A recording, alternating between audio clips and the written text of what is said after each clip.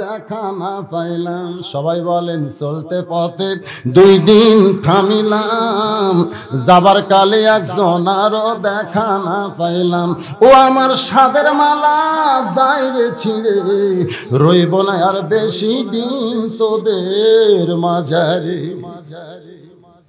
কত জনকে কত কি দিলাম। আসলে বাংলাদেশের 3টা প্রেসিডেন্ট কিন্তু ক্ষমতার থাকা অবস্থায় মরছে জানেন। একটা বঙ্গবন্ধু শেখ মুজিবুর রহমান, একটা জিয়াউর রহমান, আর একটা জিল্লুর রহমান। ওই 2টা প্রেসিডেন্টকে আমাদের মনে নাই, কারণ তখন মিডিয়া এত শক্তিশালী ছিল না। কিন্তু জিল্লুর রহমান যখন বিদায় নিল, তখন বুদ্ধিজীবীর কবরস্থানে ওনার বউ যে কবরে ছিল আইবি রহমান, ওই কবরেই তাকে দাফন করা হচ্ছে।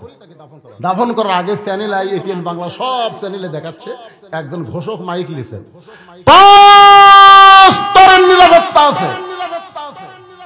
5 স্তরের army, RAB, BJP, police, answer বাহিনী, তোমরা কি প্রস্তুত? আমি নিজের কানে শুনছি। তখন তারা রাইফেলের গুলো ফাঁকা গুলি করতে যাও। তখন মুনকির নাকির বলতেছে, আল্লাহ যে হারে নিরাপত্তা দেওয়া শুরু হলো, আমরা কি ফেরত যাবো? যদি ফুলগুলো হয় অভিমানে ঝরে যায়, আমি মালা গেথে বলো কারে পরাবো, সে যে কেন এলো না, কিছু ভালো লাগে না, জায়গা মতো আসো আমি মজা দেখো।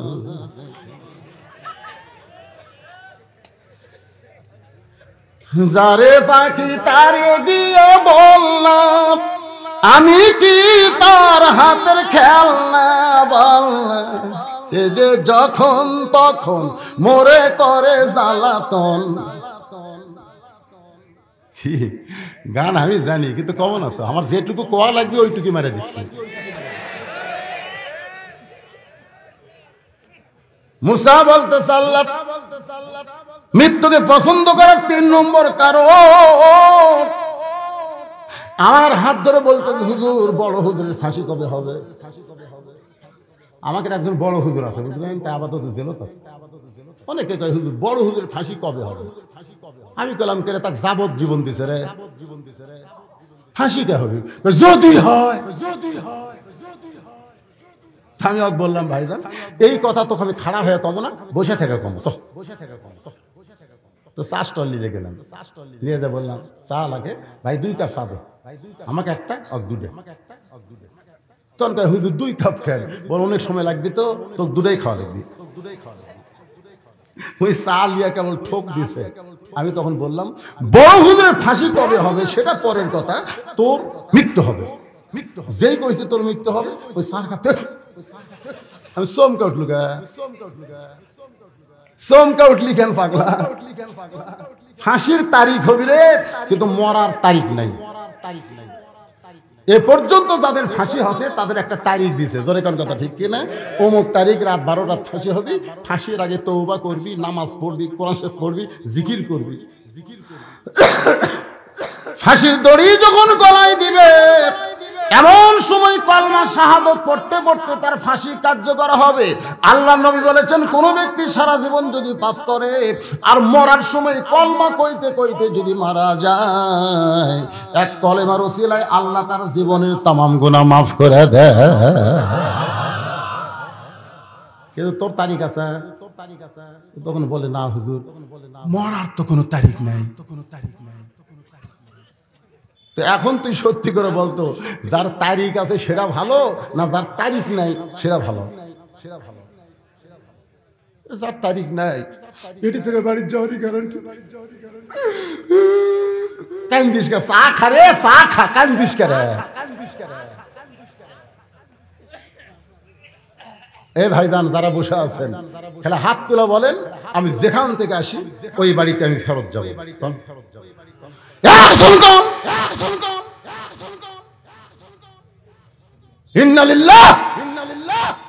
যদি আপনি বলবার না পারেন যে বাড়ির যাওয়ার কোনো গ্যারান্টি নাই, তাহলে মাগরিবের শান নামাজ কারা পড়ে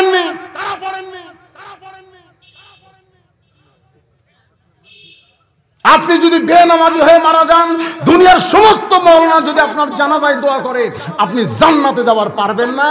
কারণ লা সালাতা লা ঈমানা, যার নামাজ নেই তার ঈমানই নাই, বেঈমান।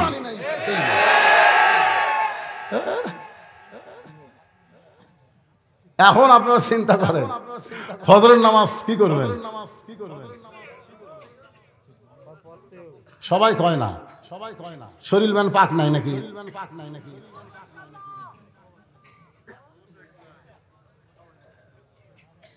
যে যুবকেরা মাহফিল করতেছে, কয়জন যুবকরে? আমি এক তাফসির মাহফিলে গাবতলীতে গেছি, 105 জন যুবক মিলে একটা তাফসির মাহফিল করে। আমি ওয়াজ করতে করতে এক সময় দেখি স্টেজের উপরে কোরআন শরীফ নাই। কি নাই? আমি যুবকদেরকে বললাম, ভাইজান তোমাদের মাহফিলের যিনি সভাপতি, উনি কোরআন শরীফটা এনে যেন স্টেজে দেয়। এ কথা বলে আমি ওয়াজ শুরু করলাম। কিছুক্ষণ পরে দেখি মসজিদের মুয়াজ্জিন সাহেব এসে কোরআন শরীফ দিলেন।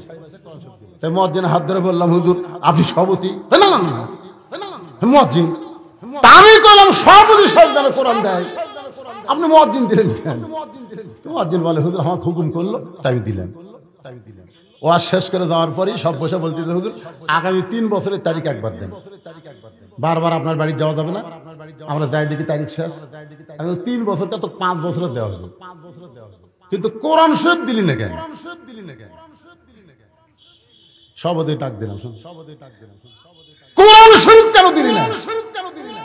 তখন কয়, হুজুর কোরআন শরীফ ঘর বাড়ি গেলে বলে শরীর পবিত্র থাকা লাগে। তা আমি যে খারাপ হয়ে পেশাব করছি, আমার শরীর যে পবিত্র নাই, ও তুই সভাপতি?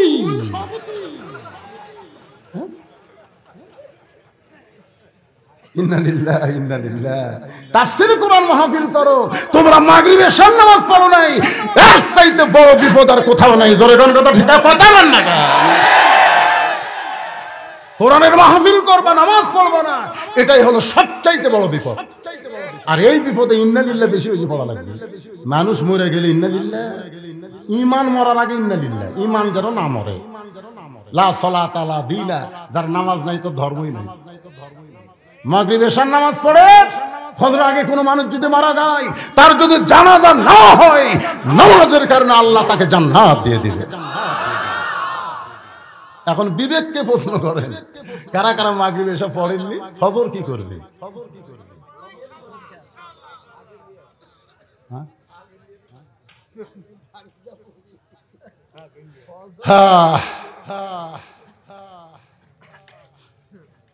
কি একটা কাগজ দিবার ছিলেন?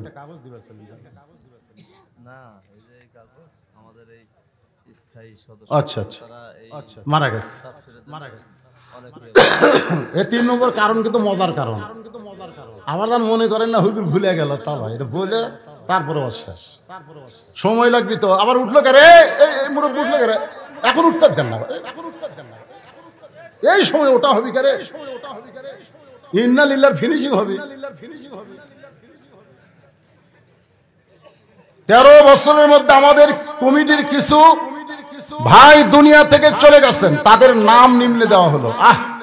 কি মাহফিল, যারা মরে গেল এদেরকে ভোলে না। সেই মাহফিলের সদস্য হওয়ার দরকার আছে না নাই? হ্যাঁ, সবাই নিয়ত করবেন। সৈয়দ নজরুল ইসলাম, আবুল কালাম, সাদিকুর রহমান, আশরাফুল ইসলাম, এই গ্রামেরই তিওরকুলির একটা, দেলুয়াবাড়ির একটা, শালঘরিয়ার একটা, শালঘরিয়ার আর একটা, এই 4 জনের দেওয়া হবে। কি কি হবে বাবা? কিছু বললেন?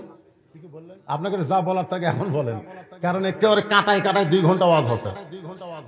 টাকা হালাল, মানে 10:15 12টা। আমি 12টার পর ওয়াজ করি না, কারণ এই জন্যই করি না, 12টায় তারিখ পরিবর্তন হয়। ও মাশাআল্লাহ, এই মার যিনি দিয়েছেন স্কুলের জন্য, দোয়া না করলেও অনেক দোয়া করা লাগে না, এমনি এমনি জান্নাত পায়। এরা সদগায়ে জারিয়ার মধ্যে। এই ওটা শুনুন, শোনো শোনো, মারাত্মক ওয়াজ ফাঁকি আছে রে বাবা। আসেন, মুসা বলতেছে আল্লাহ মৃত্যুকে পছন্দ করার 3 নম্বর কারণ হলো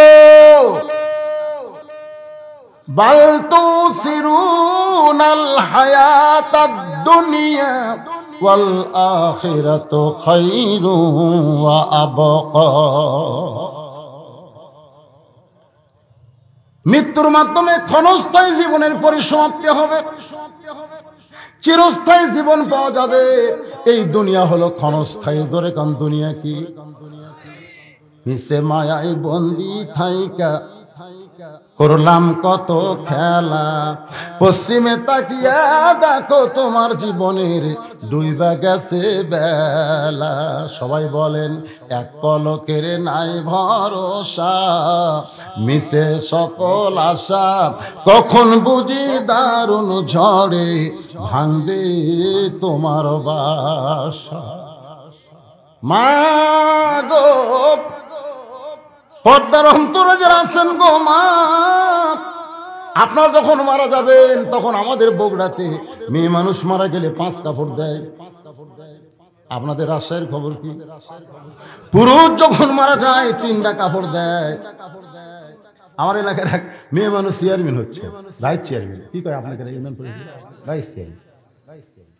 তো যাকি পায় দৌড়ে হাত ধরে দেয়, ভাই ও ভাই আমাকে একটা ভোট দেন ভাই। হাত ধরে টানে দিলে আসে, ভাই আমাকে একটা ভোট দেন ভাই, ভাই দেখেন ভাই দেখেন ভাই দেখেন ভাই দেখেন। তা আমি আশ্চর্য হয়ে গেলাম, কেবল আমার ধরে বেড়ে আসতেছে। আমি অর্ধেক মারছি দৌড়, একজন দৌড়েন কে হাই হাই রে ধরে বেড়ে আসতেছে, মানে হাত ধরে এই জায়গায় যে একটা ভোট দেন ভাই। তা আমি ওর স্বামীর কাছে গেলাম, স্বামী অক পেয়ে তো আমার কাম হবে না, তাহলে ওর স্বামীর কাছে যা বললাম, ভাই তোমার বউ যদি মারা যায় কয় কাপড় দিবে? তোমার স্বামী একটা, হুজুর আপনি আলিম হয়ে জানেন না? আমি কইলাম আমি তো জানি ভাই, তোমার কাছে শুনবার চাই, যেই হারে ভোট চাচ্ছে ই মূল্যে কয় কাপড় দিবে? আমার আগে বললে 5টাই দেবেন। আমি কইলাম মরার পরে 5 কাপড় দিয়ে লাভ নেই, বাইসিয়া থাকতে যা কাম করতেছে মরার পরে তোর দিকে কেউ তাকাবি না, তোর 5টা দিয়ে লাভ কি? খালি 5টা কাপড় দিবি না, খাটনির উপর আবার একটা চাদরও দিবি। অনেক ফতুয়া দিবি, মেয়ে মানুষের মরা লাশ দেখা যায় না, মেয়ে মানুষের মরা লাশ দেখা, জেতা দেখা যায় আছে কিন্তু লাশ দেখা যায় না। কি ফতুয়া, কি ফতুয়া! তখন চাদর দিয়ে ঢেকে, তখন চাদর দিয়ে ঢেকে, ফেরেশতা কয় আল্লাহ আল্লাহ, এটা কোন দেশ আল্লাহ? যে দেশে বাজা থাকতে লাইলি বাড়ি করে গোটা পাড়া ঘরে, আর মরার পরে 5 কাপড় দিয়ে চকলেট বানিয়ে ও কাপড় চাদর দিয়ে ঢেকে থয়। আল্লাহ কই দেশের নাম বাংলাদেশ রে, ওই দেশে খালি কোরআনের ওয়াজ আছে, আইন নাই রে। করোনা ফি বুয়ুতিকুন্না ওয়ালা তাবাররুজনা তাবাররুজাল জাহিলিয়াতিল উলা।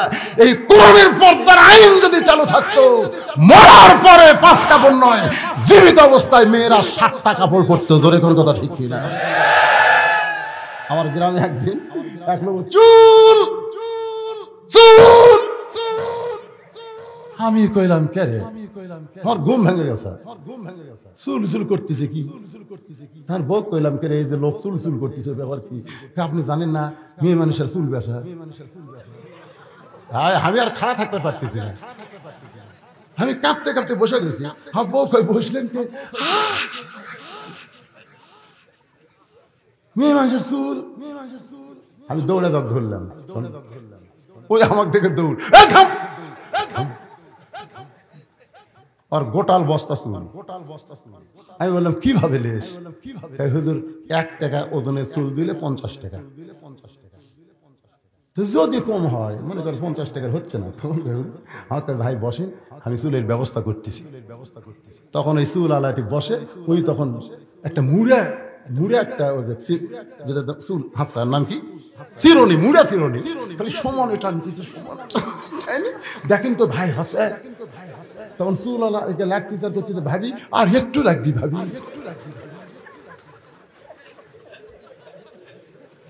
আমি মায়েদের জন্য বলতেছি শোনেন, মরে গেলে মাথা বাঁধ, যেই মাথা পরপুরুষ দেখতে পারবে না মাথা বেঁধে 5টা কাপড়ের 1টা কাপড়। আর সেই চুল আপনি বেচতেছেন, ফেরওয়ালা লাগিয়ে ছেড়ে নিচ্ছে। আল্লাহ যদি আপনাকে জান্নাত দেয় ওই মাথা বাদ দিয়ে দেওয়া লাগবে। ঠিক জোরে গান, ঠিক জোরে গান। ইন্নালিল্লাহ। মাথার চুল পরপুরুষ লাড়িয়া কিনে, এটাই তো সবচেয়ে বড় বিপদ রে। এর জন্যই তো ইন্নালিল্লাহ পড়া লাগবে।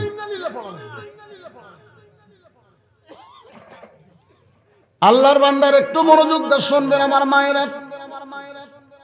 আল্লাহ আইন করেছে মেয়েরা ঘরের মধ্যে থাকো, ঘরের বাহির হইও না। কোনো প্রয়োজন যদি ঘরের বাহির হও তাহলে পর্দা নিয়ে তোমাদেরকে বের হতে হবে। পর্দার মধ্যে থাকো মা। তোমাদের পেট থেকে দুনিয়াতে নবী আইছে, তোমাদের পেট থেকে আল্লাহর ওলি আইছে। আজকে কোটি কোটি কোরআনের হাফেজ এই মায়েদের পেট থেকে আল্লাহ দান করেছে। সেই পেট পাড়া পড়শি দেখাও না মা। মারে যে পেটের মধ্যে আল্লাহর ওলির জন্ম হয় মা, এই পেট কাকু দেখাও না মা। মায়ের দুধ ওয়াজ করলাম শেষে কি রাগ করছেন? মুসা বলতে আল্লাহ মৃত্যুকে পছন্দ করার 3 নম্বর কারণ হলো মৃত্যুর মাধ্যমে দুনিয়ার ক্ষণস্থায়ী জীবন আমার শেষ হবে আর চিরস্থায়ী জান্নাত আমি পেয়ে যাব। দুনিয়া কি চিরস্থায়ী না ক্ষণস্থায়ী? আপনার কাছে কোনটা ভালো লাগে? চিরস্থায়ী। দেখতে একটা ছোট মানুষ কা চিরস্থায়ী না, বুঝেছে তো? মাশাআল্লাহ। আজকের আলোচনা ইজা আসাবাতুহুম মুসিবা, যখন তোমাদের উপরে বিপদ আপদ মুসিবত আসবে কলু, তখন তোমরা বলবে ইন্না লিল্লাহ। এ পর্যন্ত যত ওয়াজ করলাম এটা কি মরার বিপদ না বেঁচে থাকতে বিপদ? বেঁচে থাকতে বিপদ। ইন্না লিল্লাহ দুনিয়াতেই বেশি আমল করেন আর মরে গেলে সরাসরি জান্নাত। আল্লাহ যেন মুসলমান হিসেবে আমাদের কবুল করে। আস্তাগফিরুল্লাহ রাব্বি মিন কুল্লি জামবি ওয়া তুবু ইলাইহি লা হাওলা ওয়ালা কুওয়াতা ইল্লা বিল্লাহিল আলিয়্যিল আযীম। আল্লাহুম্মা আমিন। আল্লাহুম্মা আনতাস সালাম ওয়া মিনকাস সালাম তাবারাকতা ইয়া যাল জালালি ওয়াল ইকরাম। আয় আল্লাহ তাআলা, তোমার যুবকেরা কত বছর হচ্ছে এটা? 13 বছর ধরে তোমার কোরআনের মাহফিল করতেছে। যে যুবকেরা গান বাজনা না করে কোরআনের তাফসীর করে, আল্লাহ এই যুবকগুলোকে তুমি 5 ওয়াক্ত নামাজি হিসাবে কবুল করে নাও। এই তিওরকুড়ির মাহফিলকে কিয়ামত পর্যন্ত কবুল করো। ইল্লাল্লাহ লা ইলাহা লা ইলাহা ইল্লাল্লাহ মুহাম্মাদুর রাসূলুল্লাহ সাল্লাল্লাহু আলাইহি সাল্লাম। আল্লাহ যাই বলছে মুসা, মনে আছে না ভুলে গেছেন? উদউ ইলা সাবিলি রাব্বিকা বিল হিকমাহ। আমি কি ফেরাউনকে মারার জন্য তো পাঠাছি? আমি আল্লাহ কেমন আছি যদি জানবার চাও তাহলে ফেরাউনের কাছে যাও। সঙ্গে সঙ্গে মুসা শুরু করেছে লা পড়েন লা ইলাহা ইল্লাল্লাহু মুসা কালিমুল্লাহ। আচ্ছা, আমাদের কি কারোর উপর হিংসা আছে? আপনি যদি ইহুদিক বলেন লা ইলাহা ইল্লাল্লাহ মুসা কালিমুল্লাহ বলবে। আপনি যদি খ্রিস্টানকে বলেন লা ইলাহা ইল্লাল্লাহ ঈসা রুহুল্লাহ বলবে। কিন্তু আপনি যদি মুসলমানকে বলেন সব নবীর জন্যই তারা কলমা পড়বে। জোরে কোন কথা ঠিক কি না? একটাই মুসলমান জাত, এরা সব নবীকেই সম্মান করে, মানে বিশ্বাস করে। ইহুদিরা মুসা পর্যন্ত মানে, খ্রিস্টানরা ঈসা নবী পর্যন্ত মানে, আর মুসলমানেরা সব নবীকেই বিশ্বাস করে আর আমাদের নবীর কি করে? ইতাআত করে, আনুগত্য করে। এই জন্য ভাইজান আমরা সকলেই একটু জবান খুলে বলবো লা ইলাহা ইল্লাল্লাহু মুসা কালিমুল্লাহ। সঙ্গে সঙ্গে ফেরাউন চেয়ার থেকে লাফ দিয়ে উঠছে। এতক্ষণ ফেরাউন চেয়ারে বসে জিকির করতেছিল আনা রব্বুকুমুল, মনে ভুলে গেছে, মনে ভুলে গেছে। সঙ্গে সঙ্গে ফেরাউন লাফ ধরে বলতেছে মুসা, তোর আল্লাহর জিকির যদি করবার চাস তোর আল্লাহর জায়গায় যা। ইন্না লিল্লাহ, জোরে কোন ইন্না লিল্লাহ। ফেরাউন কি বলতেছে? মুসা রে, তোর আল্লাহর জিকির যদি করবার চাস তোর আল্লাহর জায়গায় যা। আমার রাজত্বের মধ্যে তোর আল্লাহর জিকির চলবে না। ইন্না নাহনু নাযালনা যিকরা ওয়া ইন্না লাহু লাহাফিজুন। আল্লাহ তাআলা কোরআনকে জিকির হিসাবে নাজিল করেছে। এই জিকিরের হেফাজতের দায়িত্ব কার? জবান বন্ধ রাখলে হবে না। মৃত্যুকে ভালোবাসার 3 নম্বর কারণ এখন মুসা বলবি, জবান বন্ধ থলে ওয়াজ আপনার বুঝে পাবেন। একটু জবান খোলা লাগবে। কোরআনকে আল্লাহ জিকির হিসেবে আমাদেরকে জানাই দিচ্ছে, ইন্না নাহনু নাযালনা যিকরা ওয়া ইন্না লাহু লাহাফিজুন। আপনারা বলেন তো সবচাইতে দামি জিকির কি? আফজালু জিকির তেলাওয়াতুল কোরআন। তো এখন ফেরাউন বলতেছে, তোর আল্লাহর জিকির করবার চাইলে তোর আল্লাহর জায়গা যা। আমার এরকম তোর আল্লাহটা চলবি না। আজকে আমাদের বাংলাদেশেও কিন্তু এরকম জায়গা ভাগ করে নিছে। রাজশাহী অমুকের এরিয়া, বগুড়া অমুকের এরিয়া, নাটোর অমুকের এরিয়া। আমি ওয়াজ করবে গেলি কই, হুজুর এটা কার এরিয়া আপনি জানেন? আমার শ্রদ্ধা পানি আসে। আল্লাহ এরাই যদি সব এরিয়া ভাগ করে নেয়, তো আল্লাহ তোমার এরিয়া কোনটা? যে এরিয়ায় কোরআনের হক কথা বলা যাবে, কেউ বাধা দেবে না, সেই এরিয়া বাংলাদেশে কোন জায়গাত আছে রে? মানে এরিয়া ভাগ করে নিয়েছে। ফেরাউন বলতেছে আমার এরিয়ার মধ্যে তোর আল্লাহর জিকির চলবে না। সঙ্গে সঙ্গে মুসা নবী হাসতেছে আর বলতেছে, ফেরাউন জায়গা বাঁটা দে। বাঁটা বোঝেন না? বাঁটা মানে দাদা দিছে 10 শতক মসজিদ, লাতিরা দেখতেছে 1 শতক জায়গার দাম 10 লাখ। দাদা 10 শতক দিয়ে গেছে, লাতিরা জোর করে 2 শতক দখল করছে। মসজিদ কমিটি কয় 10 শতক হওয়া লাগবে, সেই 2 শতক কমে গেল কেন? তো ওই যে যাই জায়গা মাপে হোক, আপনারা কি করেন? আমি লোক লিয়াচ্ছে। আমি আবার আমাকে ডাকছে, হুজুর আপনি একটু আসেন তো। তা আমিন সব মাপে এসে বলতেছে এটা অমুকের জায়গা, এটা অমুকের জায়গা। আর মসজিদ লালকালিতে এই জায়গাতে বলতেছে এখানে কয়েকবার মাপার পরে আল্লাহর 8 শতক পাওয়া গেল। কয়েকবার মাপার পরে আল্লাহর কয় শতক? 8 শতক পাওয়া গেল। আর এটা অমুকের, এটা অমুকের, এটা অমুকের, সব করে লিখছে। এটা আব্দুল্লাহর, এটা সোবাহানের, এটা হচ্ছে অমুকের। আর এই লালকালিতে দেখছেন না হুজুর, এটা আল্লাহ। আমার মাথা ঘুরে গেল যে কয়েকবার মাপার পরে আল্লাহর 8 শতক পাওয়া গেল। তাহলে বাদ বাকি এগুলা কার? দেখতেছেন না হুজুর নাম লেখা আছে। ফেরেশতা হয়তো আল্লাহ বলতেছে, আল্লাহ এটা কোন দেশ? কয়েকবার মাপে তোমার 8 শতক। মাপে দে, মাপে দে, তোর কতটুকু আল্লাহর কতটুকু, মাপে দে। সুবহানাল্লাহ, সুবহানাল্লাহ। ফেরাউন বলে, মুসা তুমি কি বলবার চাও? মুসা বলতেছে, ফেরাউন তুমি যে জিকির করতেছো আনা রব্বুকুমুল আলা, আমি সবচাইতে বড় আল্লাহ। তুমি খাও না খাওয়াও, হিকমত, তুমি খাও না খাওয়াও। আজকে অনেকে বলে না 23 সাল দুর্ভিক্ষের বছর, ফেরেশতাকে আল্লাহ তুমি হলো রাজ্জাক, সমস্ত রিজিকের মালিক তুমি, আর কোন মানুষ কেমনে দুর্ভিক্ষের বছর বলে? আল্লাহ কোরআনে বলেছেন, ওমা মিন দাব্বাতিন ফিল আরদি ইল্লা আলাল্লাহি রিজকুহা, পৃথিবীতে এমন কোন বিচরণশীল প্রাণী নাই যার রিজিকের ব্যবস্থা আমি আল্লাহ করিনি। আল্লাহ বলেছেন, ফালিয়াবুদু রাব্ব হাযাল বাইত আল্লাযী আত'আমাহুম মিন জু'ইন ওয়া আমানাহুম মিন খাউফ। এই ঘরের মালিকের গোলামি কর, নামাজ পড়, সঙ্গে সঙ্গে 2টা পুরস্কার দেওয়া হবে।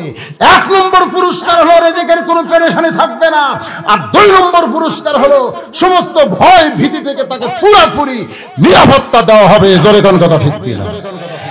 তাহলে রিজিকের মালিককে। আর আমি যদি কই দুর্ভিক্ষ হবে, তাহলে আমি কে? আহারে, যদি বুঝান না যাই মোনাজাত করব, তো বোঝেন না কেন? রিজিকের মালিককে। রিজিক দিবে কে? যে দেশের উপর দিয়ে পাখি উড়ে গেলে, পাখি উঠতে উঠতে পায়খানা করে, জানেন আপনারা? তো পাখি উড়ে যেতে পায়খানা করছে, ওই পায়খানা মাটি পড়ার 7 দিন পর গাছ হচ্ছে রে। যে দেশে উড়ন্ত পাখির পায়খানায় গাছ জন্মায়, সেই দেশে কোনোদিন দুর্ভিক্ষ হবে না। জোরে বলেন হবে। দেশের টাকা যারা বিদেশে পাচার করছে এরা কই দুর্ভিক্ষ হবে। বাংলার জনগণ কোনদিন দুর্ভিক্ষ মেনে নেবে না। জোরে কোন কথা ঠিক না? জায়গা বাইটালিছে আল্লাহর এরিয়ার মধ্যে কোনো দুর্ভিক্ষ নাই। সুবহানাল্লাহ কন না, খালি 5 ওয়াক্ত নামাজ পড়বেন। কয় ওয়াক্ত? 5 ওয়াক্ত নামাজ শুরু করে দেন। আল্লাহ বলেছেন এই ঘরের মালিকের গোলামি করো, তোমার রিজিকের পেরেশানিও থাকবে না, কোনো ভয় ভীতের সমস্ত কিছু নিরাপত্তা আমি আল্লাহ দিয়ে দেব।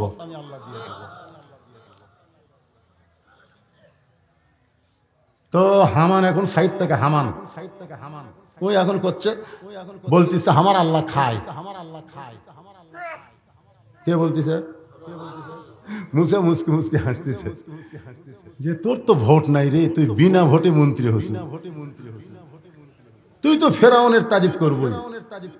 আসলে যারা বিনা ভোটে মন্ত্রী হসে এরকম মুকদ্দার তারিফ শুরু হচ্ছে। তোর কথা কথা কর না কেন? হামান সাইড থেকে কি বলতেছে? আমার আল্লাহ খায়। মানে সর্বপ্রথম ফেরানো আল্লাহ বানাছে কে?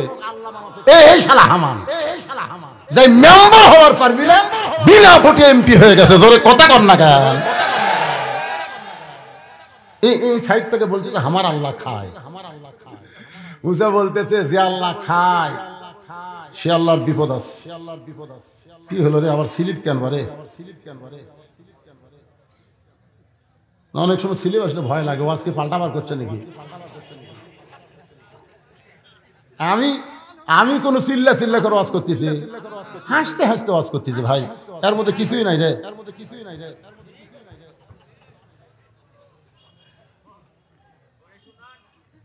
হুজুর বিশেষ কইরা মহিলারা স্টার জলসা জি বাংলা দেখে, এর উপর তো আগেই করছি রে।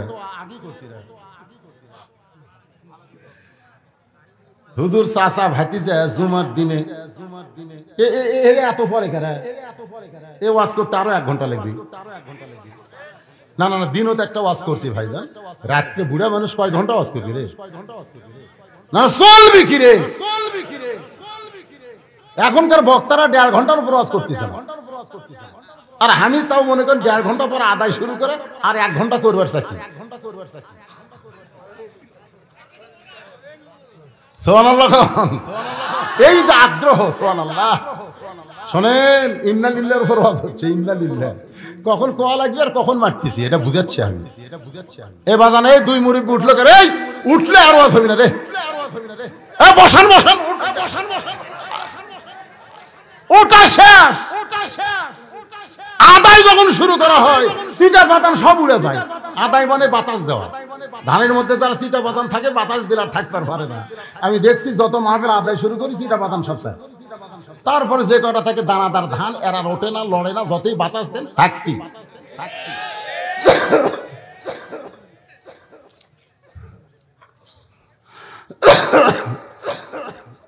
আল্লাহর বান্দার একটু খেয়াল করেন। মুসা বলতেছে যে আল্লাহ খায় সে আল্লাহর বিপদ আছে, যে আল্লাহ খায় সে আল্লাহর বিপদ আছে। কারণ খাওয়ার মধ্যে যদি কম বেশি হয়, আপনারা বলেন তো, খাওয়ার মধ্যে কম বেশি হলে বিপদ হয় না? নিজের বাড়িতে 1 কেজি গোস্তের মধ্যে 4 কেজি আলু দেয়, জানেন? বউ যখন 2 টুকরা গোস্ত বেশি দিছে, স্বামী বলতেছে আলু স্বাদ লাগতেছে। এই গোস্তর দাম জানিস? 1 টুকরা দে, 1 টুকরা দিয়ে বউ টাকা থেকে দেখতেছে 1 টুকরা গোস্ত খালি চাটে আর ভাত খায়। ওই আলু দিয়ে মাকে ভাত খায় আর গোস্ত খালি চাটে। বউ টাকা থেকে দেখলো 8 গাছ খাচ্ছে 1 টুকরা গোস্ত দিয়ে।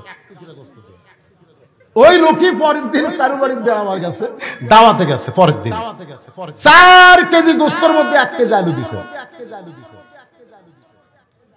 এখন পরের দিন খাবার যায়, 1 গাছ ভাত খায়, 4 টুকরা গোস্ত খায়। 2-1টা আলু যদি আসে, ওটা আবার বন প্লেটে তুলে থয়। খাতে খাতে টুটি পর্যন্ত খাচ্ছে। খাওয়ার পরে বলতেছে কে ভাই দই মিষ্টি আছে? নবীর সুন্নত হলো খাওয়ার পর মিষ্টি খাওয়া। 2 কান্দের ফেরেশতাকে আল্লাহ যে খাওয়া খাচ্ছে, আমার নবীর সুন্নতে দোয়াই দারো খাবার চাই। আল্লাহ কাছে খাচ্ছে তো খায়।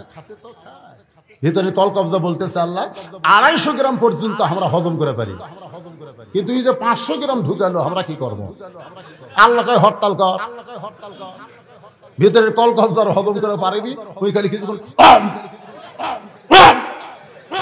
যাই কাছে থাকে তাই কই দুর্গন্ধ কেন, মানে পচে গেছে, হজম হয়নি, পচে গেছে। একজন ছেলে বলতে চাচা এই পশুরের হাত থেকে যদি বাঁচতে চান তাহলে স্পিরিট আর টাইগার খান। ওই হজম করার জন্য স্পিরিট টাইগার খাচ্ছে, তারপরেও যখন হজম হয় না ডাক্তারের কাছে গেলে ডাক্তার জাইমেট দিছে, মডিগার দিছে, বেশি পরিমাণ খাওয়ার পরে উপর দিকটা ধোঁয়া ঢেকুসবার হয় না, এবার তলের লাইন ক্লিয়ার, মানে হজম হয়ে পানি হয়ে গেছে। মুসা বলতে ফেরাউন বেশি খাইলে যে খাওয়াতে পারে না খায়, তার তো আল্লাহ সাজে না, এরকম খায়া পায়খানা করবার গেছে।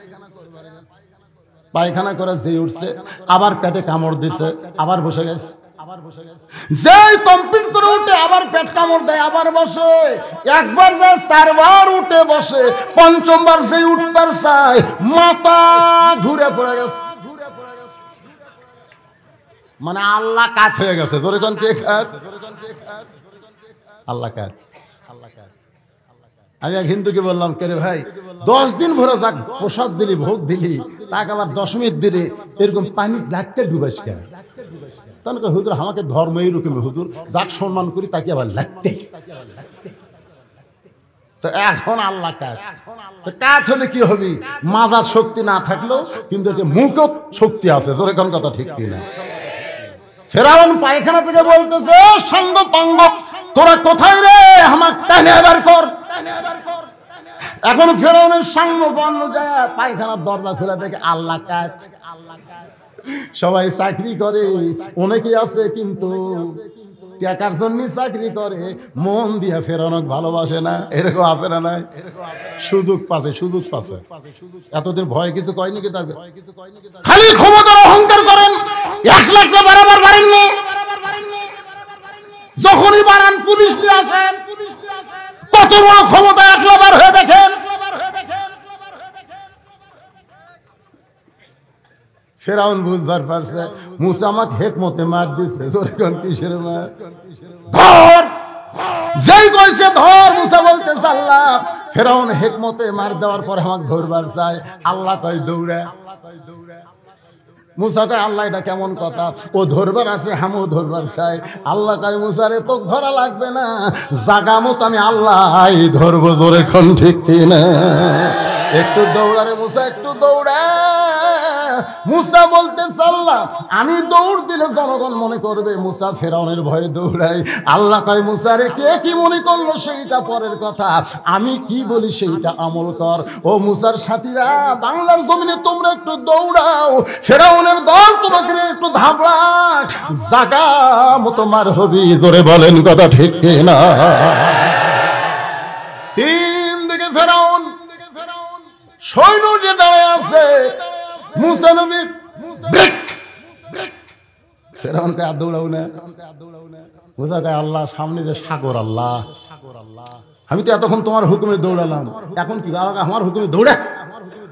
মুসা কয় আল্লাহ সামনে সাগর, নাসরুম মিনাল্লাহি ওয়া ফাতহুন কারীব ওয়া বাশশিরিল মুমিনিন। আল্লাহ 12 লাইন রাস্তা করে দিছে। তোরে কোন কয় লাইন? দৌড় মুসা নবী, সাগর আর সাগর নাই, 12 লাইন রাস্তা হয়ে গেছে। ফেরাউন দৌড়াবার চায় কিন্তু আর দৌড়াবার দেয় না। আমার আল্লাহ কেমন আছে? বাংলার মুসলমান আল্লাহর কোরআনের কাছে না আসলে এটা কখনো বোঝা যাবে না ভাইজান। আল্লাহ বলে মুসা রে, মৃত্যুকে পছন্দ করার 3 নম্বর কারণ কি? মুসা বলতেছে আল্লাহ মৃত্যুকে পছন্দ করার 3 নম্বর কারণ, এই কারণ বলার আগে আমি একটা গান গাবার চাই। গাবো? গানটা কিন্তু এন্ডু কিশোর কছে রে।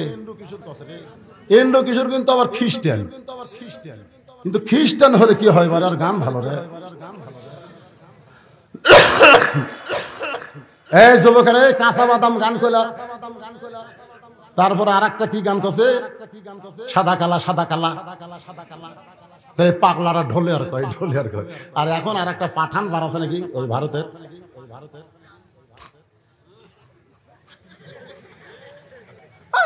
আমার এলাকার যুবকের এখন পাঠানের গান কয়।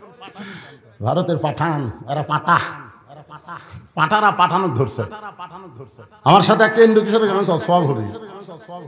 চলতে পথে 2 দিন থামিলাম, 1 কেজি 3.5 মণ তরবারির বিরুদ্ধে 1 কেজি একটা ছুরি আলীকে দিয়ে বলতেছে, যাও যাও আমাদের সামনে দাঁড়াও, যাও।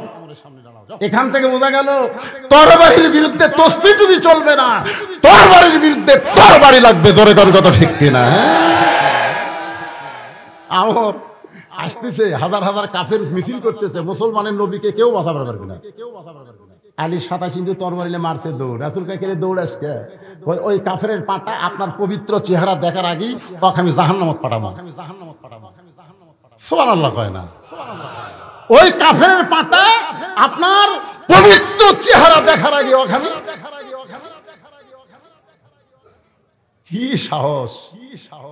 সেই হযরত আলী দৌড়ে হুযায়ফার কোল থেকে কাইলা নিয়ে মুখের উপর ঠাসি দিয়া বলে, হোসাইন মুখে যা আসে তাই বলতে পারো না। ওরা ফায়না লাকা যিকরাক, আল্লাহ কোরআনে বলেছেন নবীর সঙ্গে পৃথিবীর কারো তুলনা চলবে না, আল্লাহর পরেই হলেন বিশ্ব নবী। এই ছোট মুখ দেখি ওই নানাও জাহামিওতা এত জোরে ঠাসি মারছে, নিচের দাঁত উপরের লটকাইটা রক্ত বের হয়ে গেছে। এক সময় হযরত আলী হোসেনকে নিয়ে যখন যাবার চায়, মুখ থেকে যে হাত মাত্র টান দিছে, সঙ্গে সঙ্গে হোসেন চিল্লায় বলে, রে নানার সাহাবীরা। একজন সাহাবীর কোল থেকে বলেছি, ওই নানার চাইতে কোন অংশ আমি ছোট না। এখন বাবার কোল থেকে বলতেছি, ওই নানার চাইতে আমি অনেক বড়। যেই মাত্র বড় আপনারা কইলেন সুবহানাল্লাহ, কিন্তু হযরত ওমর বলতেছে, আলী তোমার ছোট্ট হোসেন মুখে যা আসে তাই বলে। আমার আব্দুল্লাহ যদি এমন কথা বলতো আমি ওরে 2 টুকরা করে ফেলতাম। নবী আমার হাত বাড়ায় বলে, আলী রে আমার কলিজার টুকরাকে আমার কাছ থেকে আলাদা করিস না। যেই মাত্র হযরত আলী হোসেনকে ছাইড়া দেয়, হোসেন দৌড়ে এসে নানার বুকে ঝাঁপ দেয়, বলে, নানা আমি আমার জীবনের চাইতো আপনাকে বেশি ভালোবাসি। নবী বললেন, হোসাইন তুই যে কথাগুলো বলছিস ভাই, ওই কথা ঘরের মধ্যে বললে আমার কোনো আপত্তি নেই, কিন্তু এতগুলো সাহাবীর মধ্যে এমন কথা তুই কেমনে বললি? আমার চাইতে তুই কেমনে বড় হলি? হোসেন বলে, না না ছোট্ট হয়েছি বলে কথার গুরুত্ব দিলেন না, আপনি শুনে নেন। আপনার হোসেন হিসাব ছাড়া কথা বলে না। ওমর ফারুক বলে, কি হিসাব তোমার হোসাইন? হোসেন বলতেছে, না না 1 নম্বর হিসাব হলো আপনার মা আর আমার মা। বলেন তো না না এই 2 জনের মধ্যে কার মা বড়? নবীর চোখ দিয়ে দর দর করে পানি পড়ছে। এমন প্রশ্ন কেউ নবীকে কোনোদিন করবি, এইটা নবী কোনোদিন খেয়াল করে নাই, কিন্তু আজকে হোসেন বলতেছে, না না বলেন তো আপনার মা আর আমার মা এই 2 জনের মধ্যে কার মা বড়? আল্লাহ নবী বলেন, হোসেন আমার মা মিনা জান্নাত পাবে কি পাবে না তার গ্যারান্টি আমি নবী দিবার পারবো না। আর হোসেনের মা শুধু জান্নাত পাবে না, জান্নাতি নারীদের নেত্রী হবে। সুবহানাল্লাহ কর না কেন? খাদিজা বলতেছে, হুজুর আমার খবর কি? আল্লাহ রাসূল বললেন 1 নম্বর জান্নাতি। পুরুষের মধ্যে 1 নম্বর আবু বকর, আর নারীদের মধ্যে 1 নম্বর খাদিজা। খাদিজা সেই খুশি। আল্লাহ রাসূল বলেন, খাদিজা আপনি তো 1 নম্বর হলেন, নারীদের 2 নম্বর কে হলে ভালো হয়? খাদিজা বলতেছে, হুজুর আমার ফাতেমাকে আল্লাহ যেন 2 নম্বরে রাখে। পুরুষের 2 নম্বর ওমর, 3 নম্বর ওসমান, নারীদের ফাতেমা যেন 2 নম্বর হয়। রাসূল বলতেছেন, খাদিজা আপনি তো ফাতেমার খবর জানেন না। ফাতেমায় 2 নম্বর হবে না, ফাতেমা হবে জান্নাতি নারীদের নেত্রী। খাদিজা কয়, হুজুর কোন কি? সর্বপ্রথম আমি আপনাকে নবী বলে স্বীকার করছি, আমার যত সম্পদ ছিল সব আপনাকে দিয়ে দিয়েছি আল্লাহর রাস্তায়। আর হামাক বাদ দে আমার মেয়ে কেমনে জান্নাতি নারী নেত্রী হয়? আল্লাহ রাসূল বলে, খাদিজা আপনার মুখের সাইজ কেমন এটা দুনিয়ার কত মানুষ জানে? আপনার নাকের সাইজ কেমন দুনিয়ার কত মানুষ জানে? আপনার গায়ের রং কেমন এটা দুনিয়ার কত মানুষ জানে? খাদিজা বলতেছে, হুজুর 40 বছর বয়সে আপনাকে যখন নবী বলে স্বীকার করলাম, 40 বছর বয়সে আপনাকে যখন স্বামী হিসাবে স্বীকার করলাম, ওই সময় আমার বিশাল ব্যবসা ছিল। আর এই ব্যবসা চালাইতে গিয়ে হাজার হাজার পুরুষের সঙ্গে আমার লেনদেন হয়েছে। আমার নাকের সাইজ, মুখের সাইজ দুনিয়ার হাজার হাজার পুরুষ বলতে পারে। আল্লাহ নবী বলেন, খাদিজা ফাতেমার নাকের সাইজ, মুখের সাইজ, গায়ের রং কেমন এটা দুনিয়ার কত পুরুষ বলতে পারে? খাদিজা বলে, পর্দানিশী আমার ফাতেমা জন্মের সময় পর্দা নিয়ে জন্মেছে। রাসূল বলে, খাদিজা আপনি মা হওয়ার কারণে বলতেছেন ফাতেমা পর্দার নিয়ে জন্মগ্রহণ করেছে, আমি নবী হয়ে বলতেছি ফাতেমা পর্দার মধ্যে বড় হবে। এমনকি যখন দুনিয়া থেকে বিদায় নিবে ফাতেমা পর্দার ভিতরে বিদায় নিবে। এমনকি আল্লাহ তাআলা ফাতেমার কবরটাকে কিয়ামত পর্যন্ত পর্দা করে দিবে। রাসূল বলে, হোসাইন আমার মায়ের চাইতে হোসেনের মা কোটি কোটি গুণ বড়। আল্লাহর নবীর দিকে তাকায় হোসেন বলে, না না আমার 2 নম্বর হিসাব হলো আপনার বাবা আর আমার বাবা। বলেন তো না না এই 2 বাবার মধ্যে কোন বাবা বড়? আল্লাহ নবী বলেন, আমার বাবা আব্দুল্লাহ জান্নাত পাবে কি পাবে না এই গ্যারান্টি আমি নবী কোনোদিন দেবার পারবো না। আর হোসেন বাবা আলী শুধু জান্নাত না, এই দুনিয়াতে 10 জনকে আল্লাহ আশারে মুবাশশারা ডিগ্রি দিয়েছে, তার মধ্যে 4 নম্বর হল হোসেন বাবা আলী। আমার বাবা আব্দুল্লাহর চাইতে হোসেন বাবা আলী আল্লাহর কাছে কোটি কোটি গুণ বড়। হোসাইন নানার বুড়ে আঙ্গুল ধরে বলে, নানা আমার 3 নম্বর হিসাব হলো তোমার নানা আর আমার নানা। বলো তো নানা, বলো এই 2 নানার মধ্যে কোন নানা বড়? ওমর ফারুক দৌড়েছে হোসেনকে কোলের মধ্যে নিয়ে বলে, আলী রে আমি মূর্খ বুঝতে পারি নাই, তুই জ্ঞানের সম্রাট হয়ে কেন হোসেনের মুখে ঠাসি মারলি রে আলী? এমন কথা হোসেন বলেছে নবীর নানা ওয়াহাব জুহুরিকে দুনিয়ার কেউ চিনবে না। আর হোসাইনের নানাকে শুধু দুনিয়ার মানুষ না, আল্লাহ কোরআনে করেছেন ঘোষণা, ওয়া ইন্নাকা লাআলা খুলুকিন আযীম। হোসেন বলে, নানার দিক দিয়ে যদি আমি বড় হই, বাপের দিক দিয়ে যদি আমি বড় হই, মায়ের দিক দিয়ে যদি আমি বড় হই, তাহলে কোন দিক দিয়ে আপনি আমার চাইতে বড় হলেন? আনাস কান্দার বলে, ইয়াজিদ রে এই যে হোসেনের মুখে লাঠি ঢুকাইলি, এই হোসেনকে তুই চিনিস না রে ইয়াজিদ, তুই চিনিস না। এই হোসেন মরে নাই রে, এই হোসেন ভুলে যায় নাই, এই হোসেন জিদ করে নাই, বরং আল্লাহর সঙ্গে নিজের জীবনকে অক্ষ করে বাতিলের সঙ্গে আপোষ না করে হকের পক্ষে জীবন দিয়েছে। একদিন তুই শেষ হবি, কিন্তু হোসাইন কিয়ামত পর্যন্ত জীবিত থাকবে, কিয়ামত পর্যন্ত। আজকে দেখেন তো গোটা বাংলাদেশ খুঁজে ইয়াজিদ নামের কোন লোক আছে? কথা কয় না। ইয়াজিদ নামের কথা, ইয়াজিদের চরিত্রের বহু লোক আছে, নামের কথা বলতেছি। আমার এলাকার আকাশ মহন্ত হিন্দু, আর বেটা হয়েছে, আমার কয় মামা একটু দোয়া করে। আমি কোলে নিয়ে বললাম, বাজান দোয়া লাগবে না, তোর বেটার নাম ইয়াজিদ। আমার কোল থেকে কাজে লাগে, হুজুর আমরা হিন্দু হওয়ার পারি, তাই বলে অভিশাপ ইয়াজিদ নাম থো। একটা হিন্দু পর্যন্ত তার বেটার নাম ইয়াজিদ থই রে। আর প্রত্যেকটা পাড়ায় পাড়ায় হোসাইন আছে না? এই কথা কোন আছে না? হ্যাঁ। তার মানে কি বুঝলেন? ক্ষমতার চেয়ার পায়া ভালো মানুষকে হত্যা করে তোমরা মনে করতেছো আমরা জিতে গেছি। তোমরা জিতে যাও নাই, তোমরা বিদায় নেওয়ার পরে তোমাদের নাম গন্ধ থাকবে না। জোরে কোন কথা ঠিক না? আর ভালো মানুষগুলো কিয়ামত পর্যন্ত মানুষের অন্তরে থাকবে। মুসা বলতেছে, আল্লাহ মৃত্যুকে পছন্দ করার 2 নম্বর কারণ হলো আমার মৃত্যুটা কেবলমাত্র আল্লাহর জন্য অক্ষ করেছি। ইজা আসাবাতুহুম মুসিবাতুন ক্বালু, সকলে পড়েন ইন্না লিল্লাহি ওয়া ইন্না ইলাইহি রাজিউন। আল্লাহ কয় মুসা মৃত্যুকে পছন্দ করার 3 নম্বর কারণ। ভাই শোনেন, এই মৃত্যুকে পছন্দ করার 3 নম্বর কারণ বলার পরে ইন্না লিল্লাহর উপর একটা ডাইরেক্ট তাফসীর হবে। ডাইরেক্ট বোঝেন? হ্যাঁ। 3 নম্বরটা কি বলবো? সেই মজা। এই 3 নম্বর শোনার পরে আপনাকে খালি মরবারই মন চাবে। কিন্তু আমার খুব খারাপ লাগে যখন এই যে মাঝখান থেকে 2-1 লোক ওটা বসা করে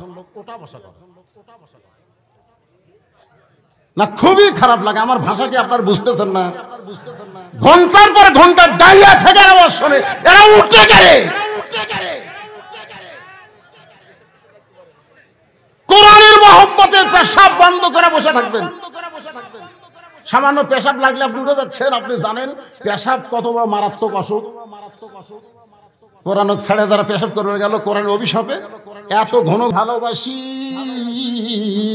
আপনাকে ঘোড়া বানাইছে, আমার ভালো লাগতেছে।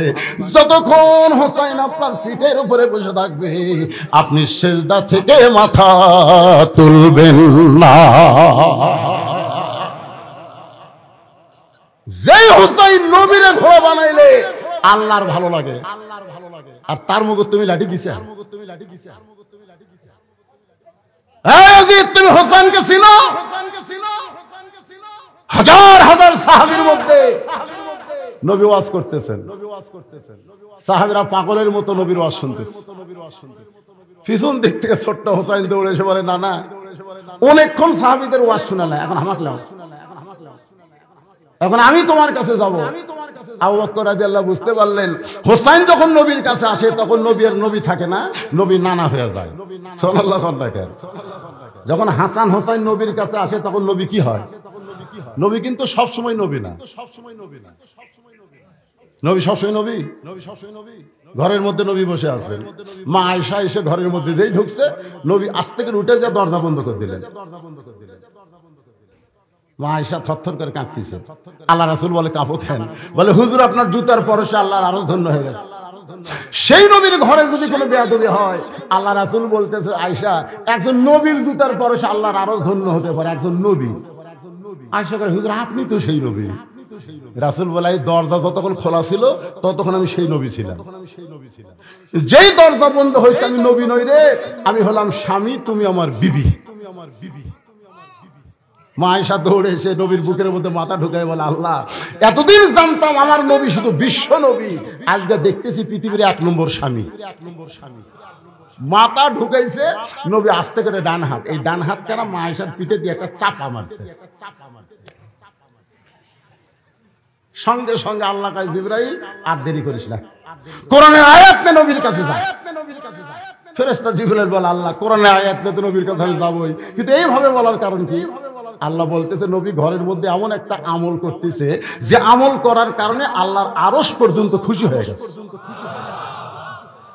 জিবরাইল চমকে গেল, নবী ঘরের মধ্যে কি আমল করতেছে রে?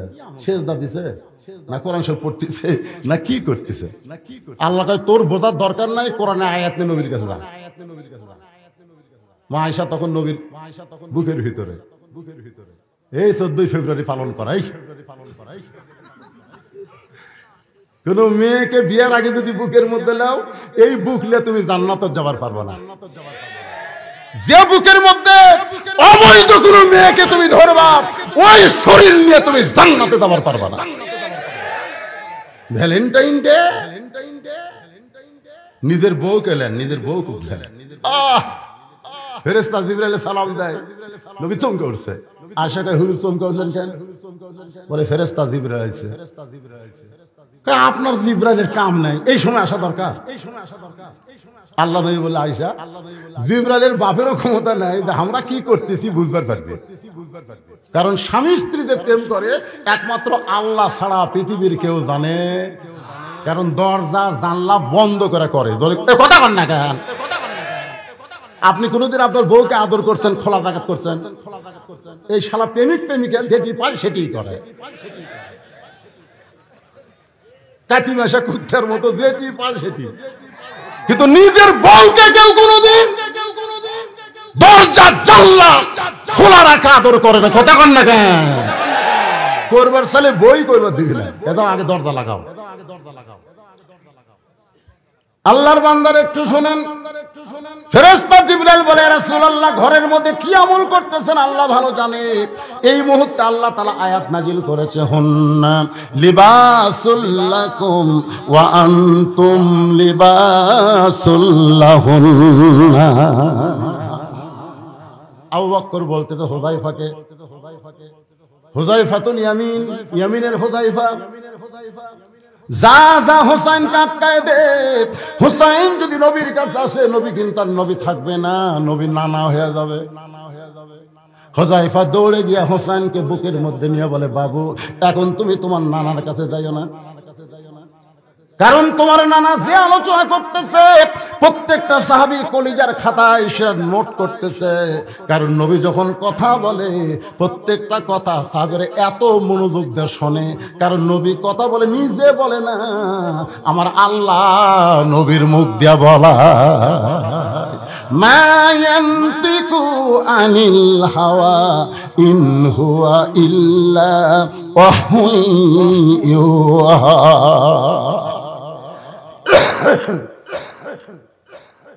হুযায়ফা বলতেছে, এখন যাস না বাবু।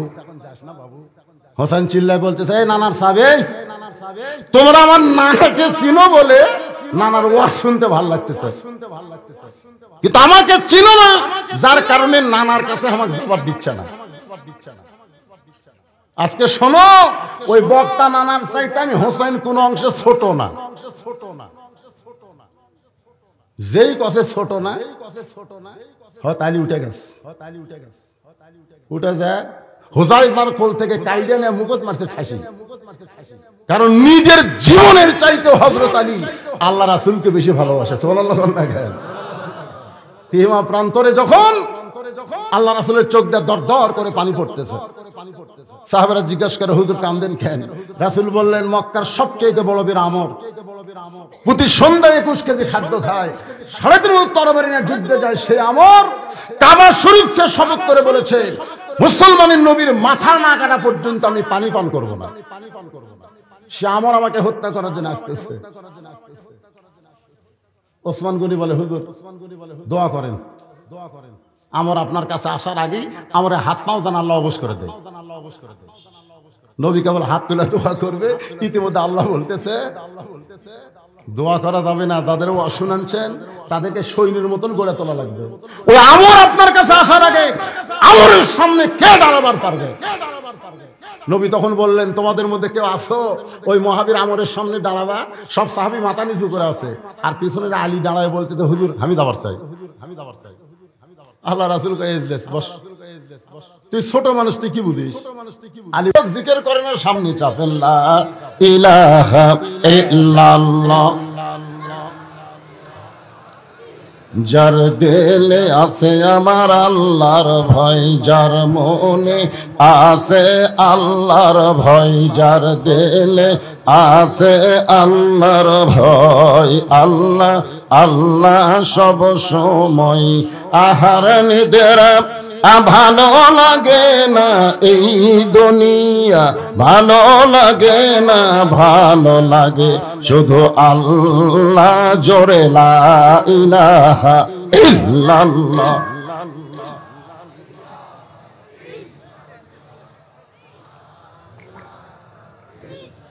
লা ইলাহা ইল্লাল্লাহ মুহাম্মাদুর রাসূলুল্লাহ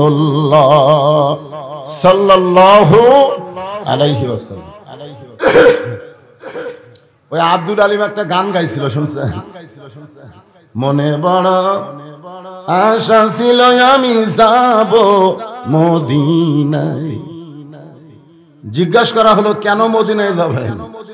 সালাম আমি করব গিয়া নবীজি রওজায়, মনে বড় আশা ছিল আমি যাব মদিনায়। আজকে পেপার দেখছেন, মক্কা মদিনায় যাওয়া সহজ না, 6,83,000 টাকা লাগবে। আর একবার যদি এখানে দরুদ পড়েন, একদল ফেরেশতা আপনি মদিনায় যাবার না পারলে কি হবে? রাসূলের রওজা মোবারকে আপনার দরুদ গুলো পৌঁছে দিবে। বসে আছেন কোথায় আর দরুদ গেল কোথায়? দরুদ পড়ার সময় আলসামি করবেন? আলী রাদিয়াল্লাহু থেকে বর্ণিত, নবীর নাম শোনার পরে যে দরুদ পড়ে না, ও হলো সবচাইতে বড় কৃপণ। যখনই কলেমার শেষে মোহাম্মদ রাসূলুল্লাহ বললেন, বলা লাগবে কেন? আপনারা আপন ইচ্ছাই বলবেন সাল্লাল্লাহু আলাইহি সাল্লাম। এখন আসেন, আমরা যে কোরআন থেকে আলোচনা শুনবো,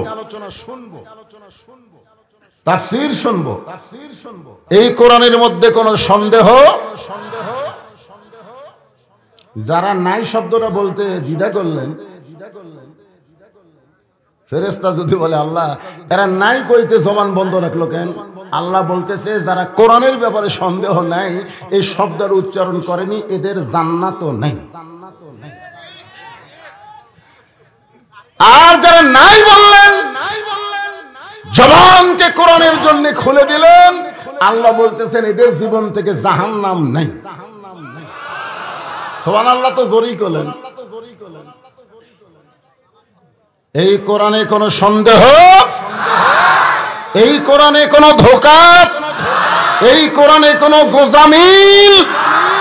মাশাআল্লাহ, আমাদের বগুড়াতে কোনো মানুষ যখন মারা যায়, মরার খবর শুনে সকলে পড়ে ইন্না লিল্লাহি ওয়া ইন্না ইলাইহি রাজিউন। আপনাকে রাজশাহীর খবর কি? একই খবর। যদি আওয়ামী লীগ মরে, আমি দলের নাম আগে কই, যদি বিএনপি মরে, জামাত ইসলাম, এরা যুদ্ধাপরাধী, তাও ইন্না লিল্লাহ। তার মানে আমরা কি বুঝালাম? যে বাঁচতে তুমি 14 দল 20 দল করো, কোনো সমস্যা নাই, মরার পরে এক দল ইন্না লিল্লাহ। আসলে আল্লাহ কি বলছে? মরার পরে এক দল না বাঁচতে এক দল? এই আয়াতের দিকে আমি খেয়াল করে দেখলাম, যেটা আসলে কি মানুষ মরার পরে পড়ার আয়াত। এই যে আমার ভাই মাথা লোকাচ্ছেন না, কিন্তু বাংলাদেশের লোক পড়ে কেন? এখানে আল্লাহ বলতেছেন ইজা মানে যখন, আসাবাতুহুম মুসিবা, তাহাদের উপরে তোমাদের উপরে বিপদ আপদ মুসিবত যখন আসবে, কলু তখন তোমরা বলবে ইন্না লিল্লাহ। আপনারা বলেন তো বর্তমানে বাংলাদেশের সবচাইতে বড় বিপদ কি? যেই বিপদের কারণে বেশি বেশি ইন্না লিল্লাহ পড়া লাগবে, বলেন সবচাইতে বড় বিপদ কি? মরা। এই তুই ছোট মানুষ, তুই মরার কি বুঝিস?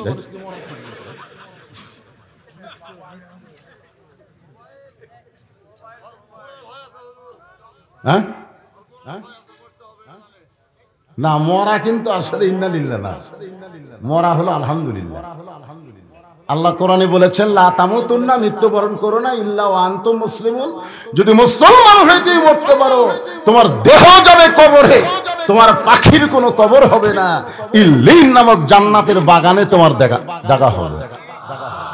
তাহলে ইমানদারের জন্য, মুসলমানের জন্য বাঁচা ভালো না মরা ভালো? মরাই ভালো। তো মরার খবর শুনে আমরা ইন্না লিল্লাহ কেন পড়ি? আমাদের বাংলাদেশের সবচাইতে বড় বিপদ হলো মানুষ কোরআনের ওয়াজ শোনে কিন্তু কোরআন মোতাবেক চলে না। আপনারা বলেন তো, এই কোরআন কি শুধু ওয়াজ শোনার জন্য আল্লাহ দিছে? যে বছর অন্তর বক্তা ডাকে না, তোমরা তাফসির মাহফিল করবে, বক্তা যে কোনো একটা বিষয়ে তাফসির করবে, এই তাফসির তোমরা শুনবে, আগে যা আসলা পরে তাই থাকবে, কোনো পরিবর্তন তোমাদের হবে না। এই জন্য বুঝে আল্লাহ কোরআন দিছে। কোরআনের তাফসীর শুনে সমাজের মানুষের যদি পরিবর্তন না হয়, এটাই হলো আমাদের জীবনের সবচাইতে বড় বিপদ। জোরে কোন কথা ঠিক কিনা? খুব খেয়াল করবেন। সবচাইতে বড় বিপদে যার একটা ভাই বলল মোবাইল, এটাও একটা বিপদ। ছেলের কান্না দোয়া দরুদের থামতেছে না, মোবাইল কিনে দিলেই কান্না থামে। জোরে কোন ঠিক কিনা? মস্ত বড় বিপদ। সবচাইতে বড় বিপদ হলো মেয়েরা যখন সমাজে বেপরদা হয়ে চলাফেরা করবে, মুরব্বীদের কিছু না হলে যুবকদের চরিত্র নষ্ট হয়ে যাবে। সবচাইতে বড় বিপদ হলো ফেব্রুয়ারি মাসে শুধু 21শে ফেব্রুয়ারি পালন হবে না, 14ই ফেব্রুয়ারি ভ্যালেন্টাইন ডে চলবে। আপনার বলেন এগুলা কি রহমত না বিপদ? এইগুলাতে আমরা ইন্না লিল্লাহ পড়ি না। আল্লাহ বলতেছে যখন তোমাদের উপরে বিপদ আপদ মুসিবত আসবে তখন তোমরা বলবে ইন্না লিল্লাহ, আর আমরা মানুষ বলে ইন্না লিল্লাহ কই। মুসা নবী তুর পর্বতে দাঁড়ায় আছে, আল্লাহ ডাক দেয় বলে মুসা তোমার খবর কি? মুসা বলতেছে আলহামদুলিল্লাহ। মুসা বলতেছে আল্লাহ আপনার খবর কি? মানে মুসা নবীর সাথে আল্লাহর কথাবার্তা হয়েছে। তো মুসা চিন্তা করতেছে আমি আলহামদুলিল্লাহ, তাহলে আল্লাহ কি? আল্লাহ বলতেছে মুসা আমি আল্লাহ কেমন আছি যদি জানবার চাও, ইজহাব ইলা ফিরাউন ইন্নাহু তাগা। খুব খেয়াল করে শুনবেন, ইন্না লিল্লাহর তাফসীর হচ্ছে। আমি আল্লাহ কেমন আছি যদি জানবার চাও তাহলে ফিরাউনের কাছে যাও। ওই ক্ষমতার চেয়ার পায় আর নাম্বার চাচ্ছে না। তগা মানে কি? তগা মানে বোঝেন? তগা মানে সীমা লঙ্ঘনকারী। প্রত্যেকটা মানুষের একটা সীমা আছে। সীমা আছে না নাই? এই যে পকেট দেখতেছেন এটা আমার সীমা না। আমি 100 বার পকেটে হাত দেব, আপনারা এতটুকু বলতে পারেন হুজুরের বদ অভ্যাস বারবার পকেটে হাত দেয়। এর বেশি আপনারা কিছুই বলবেন না, কিন্তু এই পকেট বাদ দেয় তখন এই পকেটে হাত দেব, তখনই বলবে হুজুর তো সীমা অতিক্রম করছে। তগা শব্দের অর্থ হলো সীমা লঙ্ঘনকারী। আমাদের বাংলাদেশে যারাই সীমা লঙ্ঘন করতেছে তারাই হলো ফেরাউনের জাত। জোরে কোন কথা ঠিক কিনা? তারাই ফেরাউন। হ্যাঁ, খুব খেয়াল করে শুনবেন। তো আল্লাহ বলতেছে আমি কেমন আছি যদি জানবার চাও তো কার কাছে যাও? তো মুসা নবী ফেরাউনের কাছে গেছে।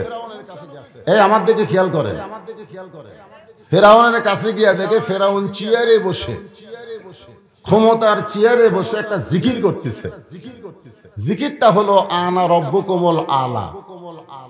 আনা রব্বুকুমুল আলা, আমি সমস্ত রবের উপরে, আমার উপরে কেউ নেই।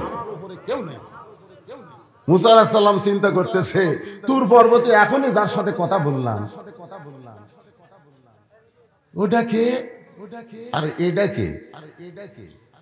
এই কোরআনের সঙ্গে যাদের সম্পর্ক আছে, আল্লাহর সঙ্গে যাদের সম্পর্ক আছে তারাই ফেরাউনকে চিনতে পারবে। কোরআনের সঙ্গে যাদের সম্পর্ক নাই এরা চিনবার পারবে না। জোরে কোন কথা ঠিক কিনা? আমি সকালবেলা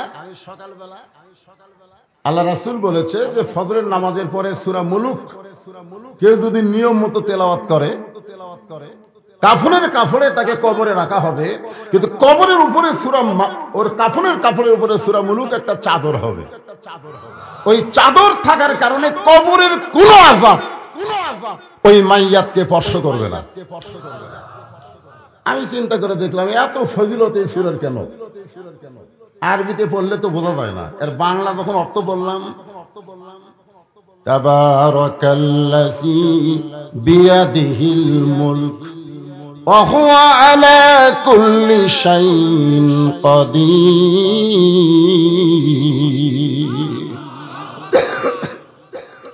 الذي خلق الموت والحياة ليبلوكم أيكم أحسن عملا وهو العزيز الغفور। আজকে আমাদের কানে কানে কয় হুজুর রাজনীতি করবেন না, হুজুর আমাদেরকে বলে, কিন্তু আমাদের সম্পর্ক আল্লাহর কোরআনের সাথে আছে না নাই? কোরআনে রাজনীতি নামই একটা সূরা আছে, এই সূরার নামই হলো মুলক। মুলক মানে রাজ্য, রাজত্ব। তো রাজ্য রাজত্ব নামে সূরা যদি কোরআনে থাকে, সেই কোরআনে কি রাজনীতি নাই? হুজুর রাজনীতি করবেন না। আরে পাগলা, তোরা যেটা করিস এটার নাম হলো ফকরানীতি। ফকরানীতি চলবে না কোরআনের মাহফিলে। মানুষের নীতি চলবে না, ফকরা নীতি চলবে না। আল্লাহ গানিয়ুন ওয়া আনতুমুল ফুকারা, আল্লাহ হলো ধনী, বাদ বাকি সবাই ফকির। মানুষের আইন, মানুষের নীতির নাম হলো ফকরা নীতি। জোরে কোন কি নীতি? আর আল্লাহর নীতির নাম কি? কানে কানে কয় রাজনীতি দল করেন না। এখন চিন্তা করে দেখলাম কি করা যায়। আল্লাহ বলতেছেন গোটা পৃথিবীর রাজত্ব, কর্তৃত্ব, মালিকানা কার হাতে? সমস্ত ক্ষমতার মালিককে বিশ্বাস করা লাগবে, খালি মুখ দেখলে হবে না। আমরা চারিদিকে দেখি,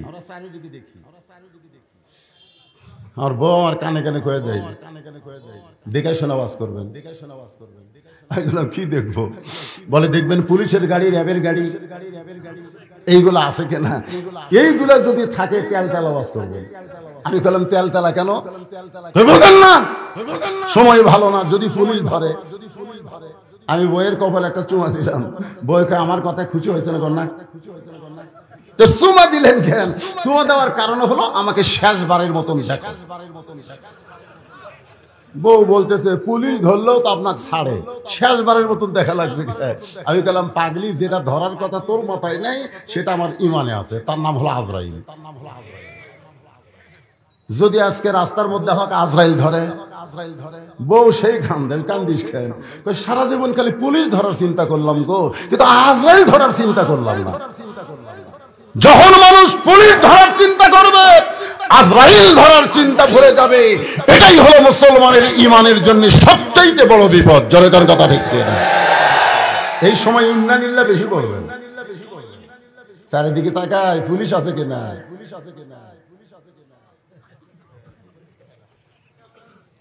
একবার তাকাও, একবার তাকাও।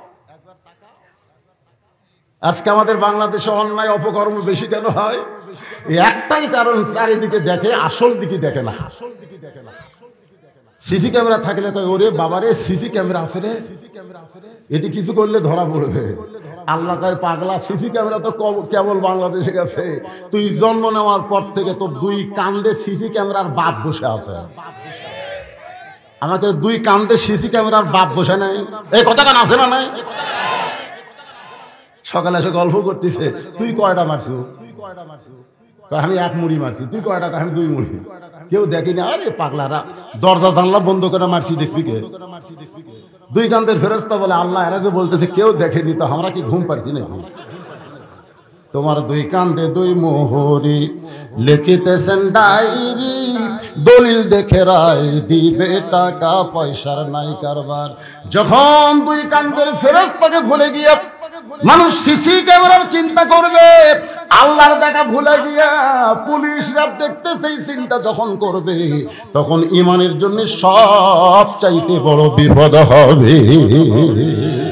ইজা আসাবাতুহুম মুসিবাতুন ক্বালু ইন্না লিল্লাহি ওয়া ইন্না ইলাইহি রাজিউন। স্টার জলসা জি বাংলায় যারা অভিনয় করে এরা হিন্দু না মুসলমান? তোমরা হিন্দু করে নাটক দেখবে, মুসলমানের ঘরে উলুধ্বনি দিবা, হিন্দু নাটকের পূজার বাদ্য লোলো করে মুসলমানের ঘরের মধ্যে বাজবে। জোরে কোন কথা ঠিক কিনা? ওই স্টার জলসাও দেখবে, আমরা বদরুল রশিদের ওয়াজও শুনবে। একই পলিথিনের মধ্যে সরষার তাল নিয়ে বাড়িতে আসা যাবে। যদি মনে করে পলিথিন পাল্টাবো না, এর মধ্যেই এক পোয়া কেরাসিন দেন।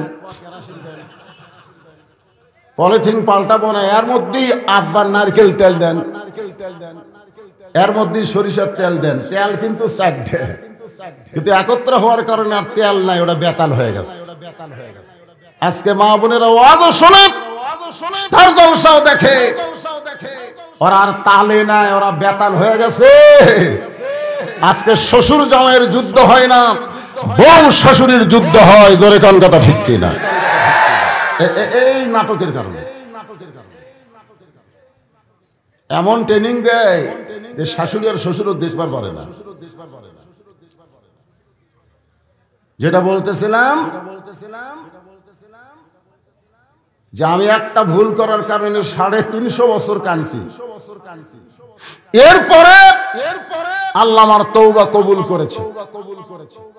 আর ওই নবীর উম্মতেরা যদি সারা জীবন ভুল করে, আর এই চোখের কোনায় যদি মাছির মাথার মতো একটু পানি আনে, তওবা করার সঙ্গে সঙ্গে বিশ্ব নবীর উম্মত হওয়ার কারণে আল্লাহ তার জীবনের সব গুনাহ মাফ করে দিবে। শীষ আলাইহিস সালাম বললেন, বাবা নবী না হইয়া, নবীর বেটা না হইয়া, বেহেশতের হলে স্বামী না হইয়া ওই নবীর উম্মত হলে আমার ভাগ্য পরিবর্তন হতো।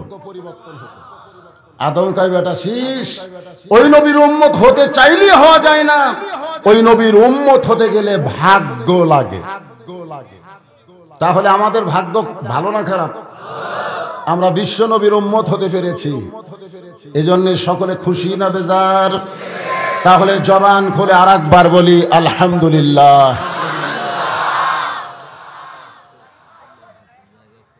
হ্যাঁ বলবো।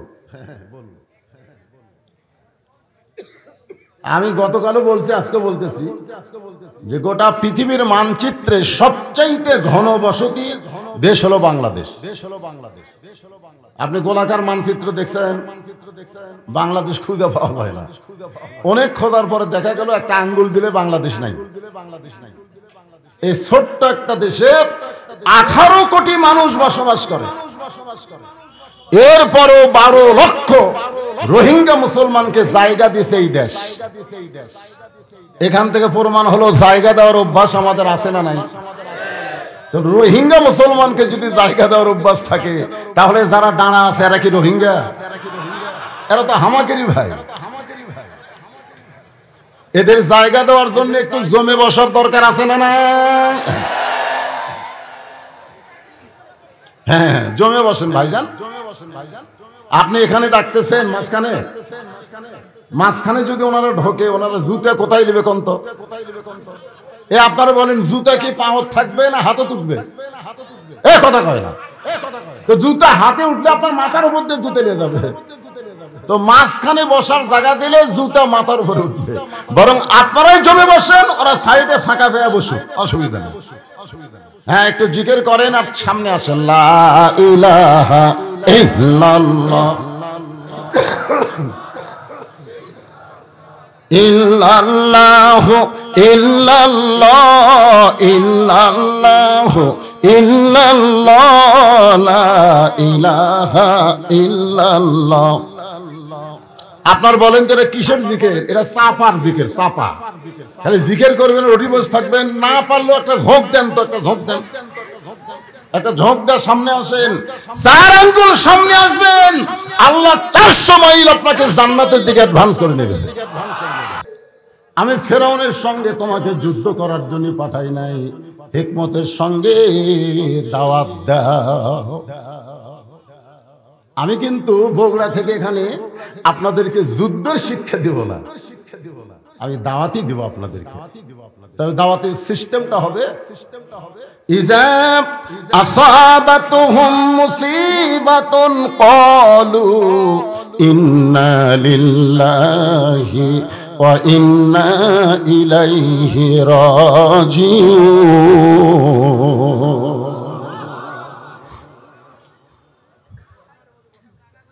এ বাবা, এ হইসই করিস না রে, খুব কঠিন ওয়াজ। মনোযোগ না দিলে বুঝতে পারবি না বাজান। বর্তমানে আমাদের যুবকেরা নষ্টের দ্বার প্রান্তে পৌঁছে গেছে। এই যুবকদের ভালো করার জন্য স্বয়ং জিবরাইলও যদি বাংলার জমিনে বক্তা হয়, এদের ভালো করা যাবে না। এদের ভালো করার একটা ওষুধ আছে, সেই ওষুধ আছে দিয়ে দাও, ভালো হবি না মানে দাদা পর্যন্ত ভালো হবি না। না ভালো নয়। এক বুড়া আমাকে বলতেছে, হুজুর যুবকরা যে শয়তান হচ্ছে। আমি বললাম, দাদা আপনি ওই বয়সে কেমন আসলেন? আমি যা পাজি আসলো ভাই, যার দাদা পাজি, যার বাপ পাজি, ওর বেটাও পাজি, ওই পাজি গ্রুপ হিসাবে পাজি গ্রুপ। হ্যাঁ কি মনে করতেছে? আসলে তাই না, ওর দাদাও কিন্তু ছোটবেলা সেই মাস্তানা ছিল। এখন হচ্ছে চামড়া ঢিল, আল্লাহর সাথে দিছে মিল, চামড়াতে ঢিল। রাতে কয়, দাদা দেখেন কি সুন্দরী মেয়ে যায়, আমার চোখের পাওয়ার নাই। দাদা বলার নাউজুবিল্লাহ, কিন্তু দাদা বলতে আমার চোখের পাওয়ার নাই ভাই, পাওয়ার নাই। খুব মনোযোগ দিয়ে শোনা লাগবে। আল্লাহ বলে মুসা মৃত্যু তোমার কাছে কেমন মনে হয়? মুসা বলতেছে আল্লাহ দুনিয়াতে যত নিয়ামত দিয়েছেন তার মধ্যে 1 নম্বর নিয়ামতের নাম হলো মৃত্যু। আল্লাহ বলে মুসা দুনিয়াতে মানুষ গেলে মরবার চাই না, সেই মৃত্যু তোমার কাছে নিয়ামত মনে হওয়ার কারণ কি? মুসা বলতেছে আল্লাহ কারণ হলো 3টা। জোরে বলেন কয়টা? 1 নম্বর কারণ হলো না মরলে জান্নাতে যাওয়া যাবে না। আপনি যে জান্নাত বানায় রাখছেন আল্লাহ, সেই জান্নাত আমি মুসা যদি যাবার চাই মরা ছাড়া যাওয়ার কোন রাস্তা নেই। আপনারা কারা কারা জান্নাতে যাবেন আল্লাহকে একটু হাত দেখান, আল্লাহ কবুল করে নিও। আল্লাহ টান টান করে তোলেন পারে, ফেরেশতা ছবি তুলতে জানে কোনো বাধা না হয়, এটা টান টান। আচ্ছা ঠিক আছে হাত নামান, মাশাআল্লাহ। আল্লাহ বলতেছে ফেরেশতা যারা কোনোদিন জান্নাত দেখে নাই সেই জান্নাতে যাওয়ার জন্য হাত তুললো, ওই হাত তোলা মানুষদের জন্য আমি জান্নাত দিয়ে দিলাম। কিন্তু আল্লাহ যদি বলে যা, তো যাবেন কিভাবে? এই কথাটা আস্তে আস্তে কনকার, প্যান প্যান প্যান কনকার।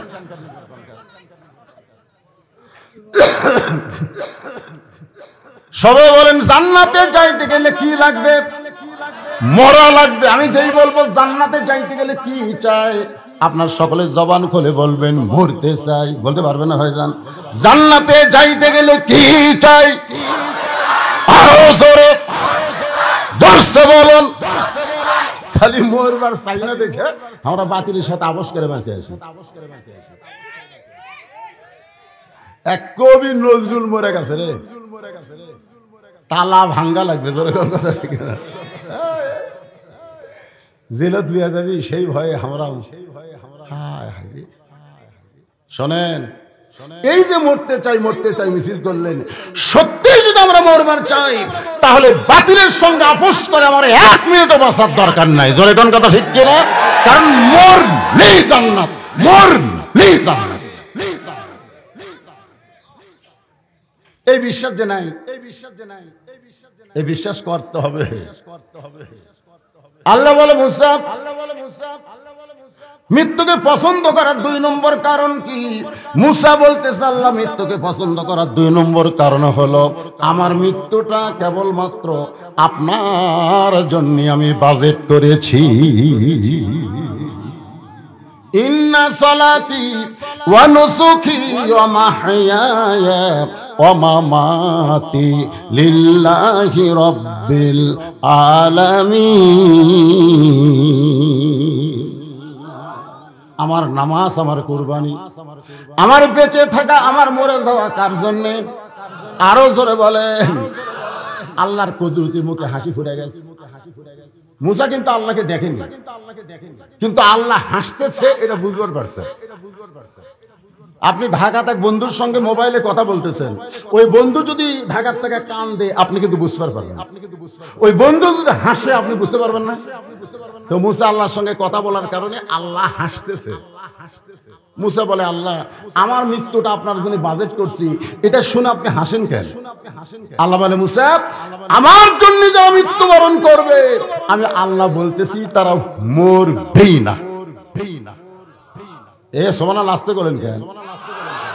ওয়ালা তাকুলু লিমান ইউকতালু ফি সাবিলিল্লাহি আমওয়াতুন বাল আহইয়াউ ওয়ালাকিন লা তাশউরুন।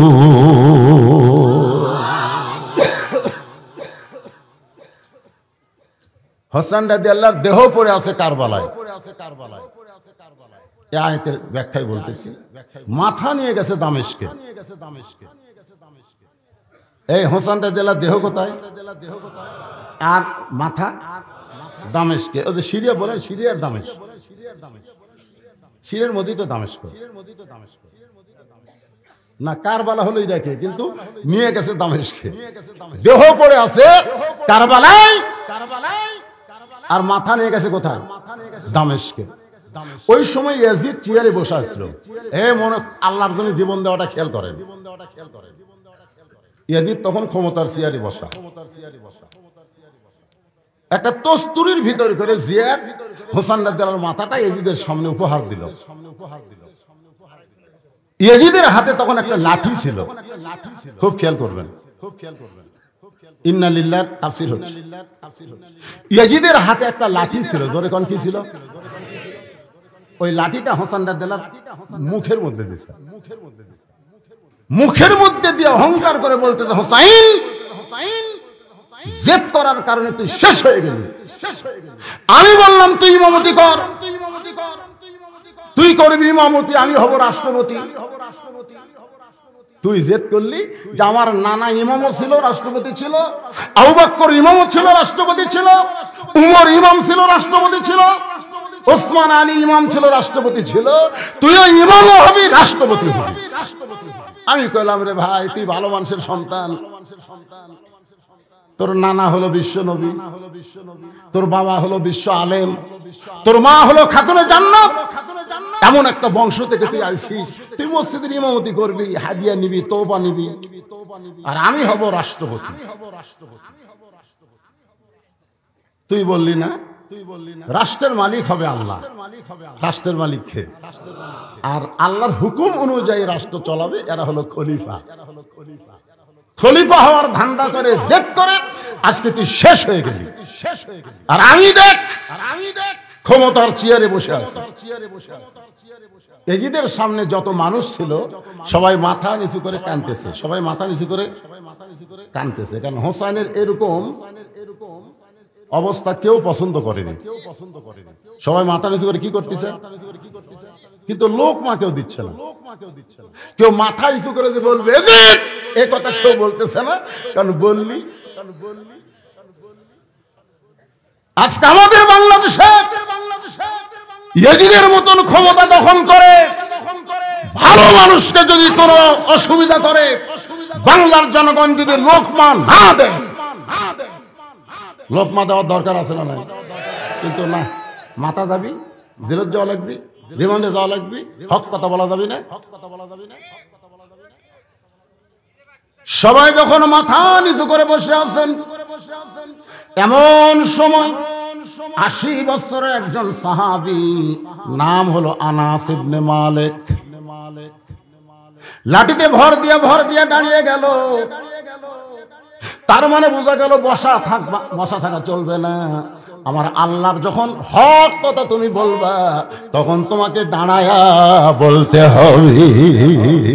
সুবহানাল্লাহ কর না কেন? আজকে মসজিদের মধ্যে আমরা যখন নামাজে দাঁড়াই, কার সাথে কথা কই? কতগুলো বেয়াদব দেখবেন সিয়ারত বসে থেকে হেলানতেছে, হেলান মুয়াজ্জিন আকামত দিচ্ছে, কত কামাতিস সালাহ, কত কামাতিস সালাহ। নামাজ খাড়া হচ্ছে, ওইটাও খাড়া হয় না। ওই হেঁটে হেঁটে মসজিদে আসে, 10 কেজি ব্যাগ নিয়ে গোটা বাজার ঘুরে, কিন্তু মসজিদে এসে সিয়ার খোঁজে। এইরকম সিয়ার আছে না? নাই, যখন আছে না। যেই মসজিদে সিয়ার ঢুকবে, ওই মসজিদের কমিটিকে আল্লাহকে বানবি যে মসজিদের নেতৃত্ব দিবার পারিস না, তুই সভাপতি কেমনে হলি? আর সভাপতি যদি সিয়ারত বসে, তাহলে সভাপতি বাতিল হয়ে যাবে। কারণ জামাতে নামাজ পড়া হলো ওয়াজিব, আর কাতার সোজা করা হলো তারিবুল ফরজ, ওয়াজিবেরও বাপ, ওয়াজিবের বড়। আল্লাহ রাসূল যতক্ষণ কাতার সোজা না হতেন, ততক্ষণ কিবলামুখী হতেন না। কাতার সোজা করবার গেলে পায়ের গোড়ালির সঙ্গে গোড়ালি মিল করা লাগবে, আগালি না, গোড়ালি। তো সিয়ারে যাই বসলো, তার আগালি কোথায় গেল? এই কথা কয় না কেন? হ্যাঁ, আপনি যদি সিয়ারে বসি নামাজ পড়েন, আপনি বাড়িতে পড়েন। কারণ অসুস্থ মানুষের জন্য জামাতে নামাজ পড়া ওয়াজিব না। অসুস্থ মানুষ নামাজ পড়তে হবে। দাঁড়া না পারেন বসে পড়েন, বসে না পড়েন শুয়ে থেকে পড়েন, শুয়ে থেকে না পড়েন ইশারার দ্বারা পড়েন, পড়াল লাগবে। কিন্তু জামাত শুধু তাদের জন্য যারা সুস্থ মানুষ থাকবে। আমার কথা কি বুঝতে পারলেন? জামাত কি জন্যে? মসজিদের সামনে যে মেহরাব তৈরি করা হয়েছে, নবী যখন মক্কা থেকে মদিনায় হিজরত করলেন, প্রথম যে মসজিদ করেছেন নাম হলো মসজিদে কোবা। যারা হজ করছেন তারা জানেন, ওই মসজিদে 2 রাকাত নামাজকে যদি আদায় করে আল্লাহ তাকে একটা ওমরা হজের সওয়াব দেয়। কিন্তু মসজিদে কোবার মধ্যে কোনো মেহরাব নাই, মসজিদে কোবাতে কোনো মেহরাব নাই। কিন্তু মসজিদ নববীতে মেহরাব কেন হলো? নবীর পিছনে যখন সাহাবীরা জামাতবদ্ধভাবে নামাজ পড়ে, এক সময় আল্লাহ তাআলা নবীর প্রতি নাজিল করলেন, ইয়া আইয়ুহান নাবিয়্যু হারজিল মুমিনিনা আলাল কিতাল। ওগো নবী, শুধু জামাতবদ্ধ করে কাতার সোজা করে নামাজ পড়লে হবে না। যারা আপনার পিছনে 5 ওয়াক্ত নামাজ জামাতে আদায় করে তাদেরকে স্ট্যান্ডিং আর্মি করে গড়ে তুলতে হবে। যে কোনো সময় মক্কার কাফের বেঈমানেরা মদিনাকে আক্রমণ করতে পারে, আর মদিনা যদি আক্রমণ করে দোয়া দিয়া, নামাজ দিয়া, রোজা দিয়া আপনি মদিনা রক্ষা করতে পারবেন না। ওই কাফের বেঈমানদের বিরুদ্ধে অস্ত্র ধরা লাগবে। এই আয়াতটা যখন নাজিল হলো তখন আবু বকরের সাথে যে মুসল্লি নামাজ পড়তো, উনি নবীর হাঁটুর সঙ্গে হাঁটু লাগায় বলতেছে, ইয়া রাসূলুল্লাহ, এইটা তো গন্ডগোলের আয়াত। এই কথা খেয়াল করেন, সামনে কাতারে নামাজ পড়তে আবু বকর রাদিয়াল্লাহু আনহুর কাছে খাড়া হয়ে এই আয়াত নাজিল হলো পরে রাসূলের হাঁটুর সঙ্গে হাঁটু লাগায় বলতেছে, ইয়া রাসূলুল্লাহ, এটা তো গন্ডগোলের আয়াত। আল্লাহ রাসূল চমকে উঠছে, কে রে? আল্লাহ আয়াত নাজিল করলো আর এই বেটাকে গন্ডগোল। এক টুপি আছে, পাগড়ি আছে, দাড়ি আছে, জুব্বা আছে, কে রে? এই কে রে? সঙ্গে সঙ্গে আল্লাহ বললেন, ওয়া মিনান নাসি মান ইয়াকুলু আমান্না বিল্লাহি ওয়া বিল ইয়াউমিল আখির ওয়া মা হুম বিমুমিনিন। কোরআনের ওয়াজ শুনবে কিন্তু কোরআনের আন্দোলন যারা গন্ডগোল বলবে এরা মুসলমান না, এরা হলো 1 নম্বর মুনাফিক। এর নাম হলো উবাই ইবনে খালদ। হাই রে, সেই দাড়িওয়ালা টুপিওয়ালা রে, সবই করে কিন্তু কোরআনের আন্দোলনকে পছন্দ করে না। আন্দোলনকে এরা গন্ডগোল করে। শোনেন, ইন্না লিল্লাহর উপরে আলোচনা হচ্ছে, বিরক্ত না হয়ে মনোযোগ দিয়ে শুনতে হবে। আনাস ইবনে মালিক লাঠিতে ভর দিয়ে বললেন, ইয়াজিদ, ইয়াজিদ, ইয়াজিদ।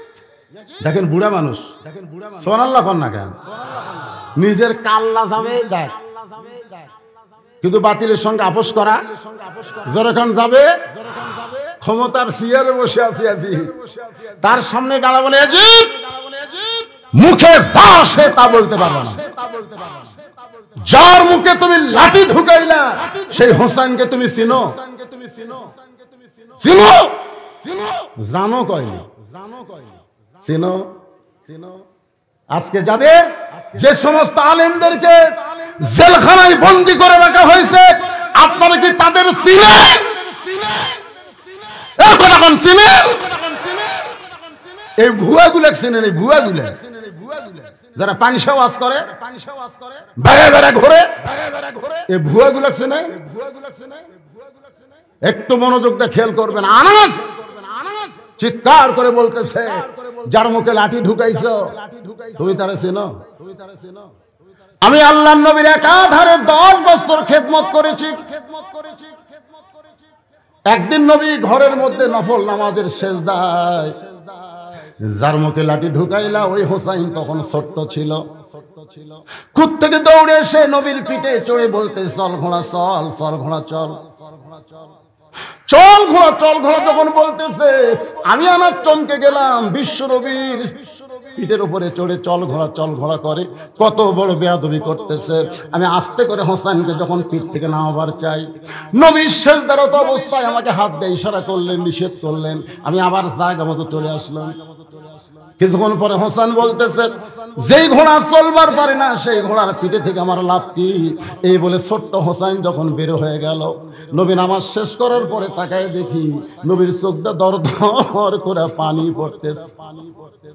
আনাস বললেন, ইয়া রাসূলুল্লাহ, হোসেন ছোট্ট মানুষ বুঝে না, আমি তাকে হাত দেন আবার চাইলাম, কিন্তু আপনি নিষেধ করলেন কেন? রাসূল বলে, আনাস রে, তুমি নামানোর আগে আমি হোসেনকে পিঠ থেকে নামাবার চাইছিলাম, কিন্তু নামাজের মালিক আল্লাহকে ডাকতে বলে, হাবিব ওই ছোট্ট ومن سيئات أعمالنا من يهدي الله فلا مضل له ومن يضلله فلا هادي له সবাই জবান খুলে বলেন আশহাদু আল্লা ইলাহা ইল্লাল্লাহু ওয়াহদাহু লা শারীকা লাহু ওয়া আশহাদু আন্না মুহাম্মাদান আবদুহু ওয়া রাসূলুহু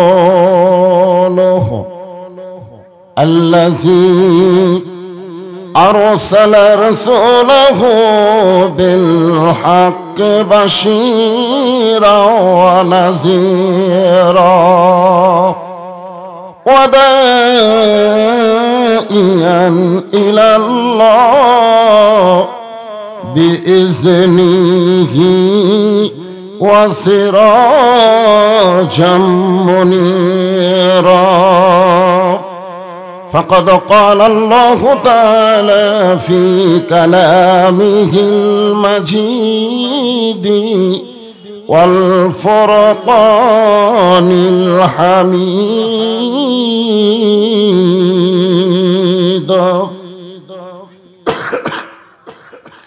জবান খুলে সকলে পড়েন আউযু বিল্লাহি মিনাশ الشيطان الرجيم بسم الله الرحمن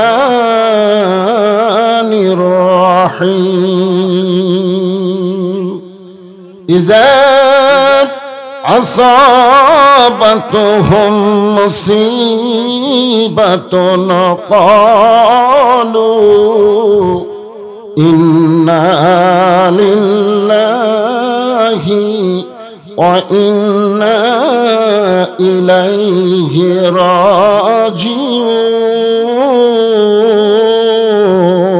راجعون إن الله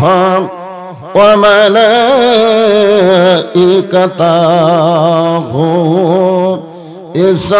يصلون على النبي يا أيها الذين آمنوا صلوا عليه وسلموا تسليما اللهم صل على محمد وعلى آل محمد كما صليت على إبراهيم وعلى آل إبراهيم إنك حميد مجيد اللهم بارك على محمد وعلى آل محمد كما باركت على إبراهيم وعلى آل إبراهيم إنك حميد مجيد ওরে নিষ্ঠুর তায়েববাসী মারলি পাথর নবীর গায় তবু আমার দয়ার নবী তোদের জন্যে মুক্তি চায় লা ইলাহা ইল্লাল্লাহ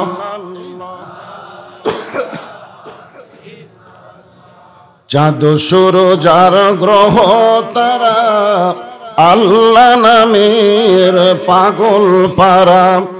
চাঁদ সূরজ আর গ্রহ তারা আল্লাহ নামের পাগল পারা। আমার আল্লাহ নামের এতই দয়া, আল্লাহ নামের এতই মায়া, লুকিয়ে রাখছেন হে আল্লাহ জোরে লা ইলাহা ইল্লাল্লাহ ইল্লাল্লাহু ইল্লাল্লাহ ইল্লাল্লাহু ইল্লাল্লাহ লা ইলাহা ইল্লাল্লাহ। পাহাড় পর্বত নদ নদী এ নামে গাহে নিরবধি। পাহাড় পর্বত নদ নদী এ নামে গাহে নিরবধি। আমার আল্লাহ নামের এতই মধু,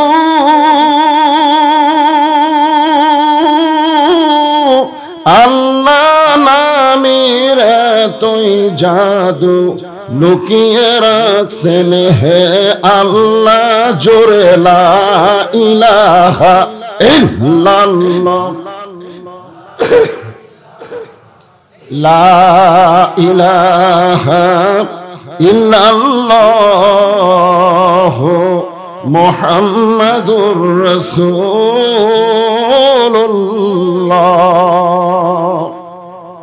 রাসূলের মহব্বত আমাদের অন্তরে কম না বেশি? যখনই নবীর নাম উচ্চারণ হবে শুনবো, বলবো, জবান খুলে বলতে হবে সাল্লাল্লাহু আলাইহি ওয়াসাল্লাম। মাইকের সাউন্ড একটু চ্যান চ্যান বেশি করছে, একটু মোটা করে দেন। পিওরকুড়ি সরকারি প্রাথমিক বিদ্যালয় ময়দানে আজকের এই 2 দিন ব্যাপী তাফসীরুল কোরআন মাহফিলের সমাপনী রজনীতে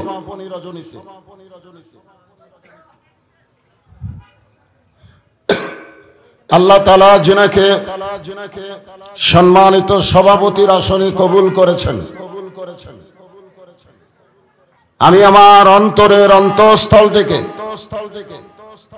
আজকের মাহফিলের সম্মানিত সভাপতিকে শুভেচ্ছা জ্ঞাপন করছি। আজকের এই মাহফিলে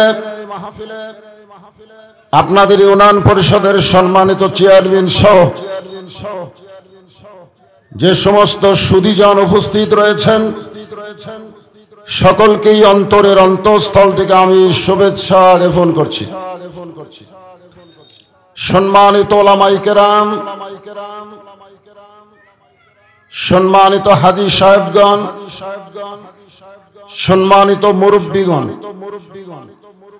সকলকেই অন্তরের অন্তঃস্থল থেকে আমি শুভেচ্ছা জ্ঞাপন করছি। যে সমস্ত আল্লাহর বান্দারা আরামের বাড়ি, আরামের ঘুমকে বাদ দিয়া কোরআন হাদিসের মহব্বত কলিজার ভিতরে ধারণ করে আজকের এই জান্নাতের বাগানে উপস্থিত হয়েছেন, আমি আমার অন্তরের অন্তঃস্থল থেকে আপনাদের সবাইকে শুভেচ্ছা জ্ঞাপন করছি। সম্মানিত মা বোনেরা, পর্দার অন্তরালে বসে বসে যারা আলোচনা শুনতেছেন, আমি তাদেরকেও শ্রদ্ধা জ্ঞাপন করে এই মুহূর্তে জানতে চাচ্ছি আপনারা সকলে কেমন আছেন? আলহামদুলিল্লাহি রাব্বিল আলামিন। জি আলহামদুলিল্লাহ। যে আল্লাহ শারীরিক সুস্থতা দান করে মানসিক প্রশান্তির জন্য আজকের এই জান্নাতের বাগানে আমাদের কবুল করলেন, আমরা সে আল্লাহর উপরে খুশি না বেজার? তাহলে জবান খুলে সমস্বরে সকলে বলবো রব্বানা লাকাল হামদ হামদান কাসীরান তাইয়িবান মুবারাকান ফীহি। আমরা প্রশংসা করলাম কার? কেন করলাম? এমনি মাশাআল্লাহ। আমরা আল্লাহর প্রশংসা করার এক নম্বর কারণ হলো দুনিয়াতে বহু মানুষের বসবাস থাকলেও আল্লাহ তাআলা আমাদেরকে মুসলমানের ঘরে কবুল করেছেন। যত জাতেরই মানুষ পৃথিবীতে বসবাস করুক, আমার আল্লাহ কিন্তু নিরপেক্ষ নন। আল্লাহ একটা দলের পক্ষ, দলের ঠিক কিনা? আল্লাহ কোরআনে বলেছেন ওয়ামাইয়াবতাগি গায়রাল ইসলাম দীনান ফালাই ইউকবালা মিনহু।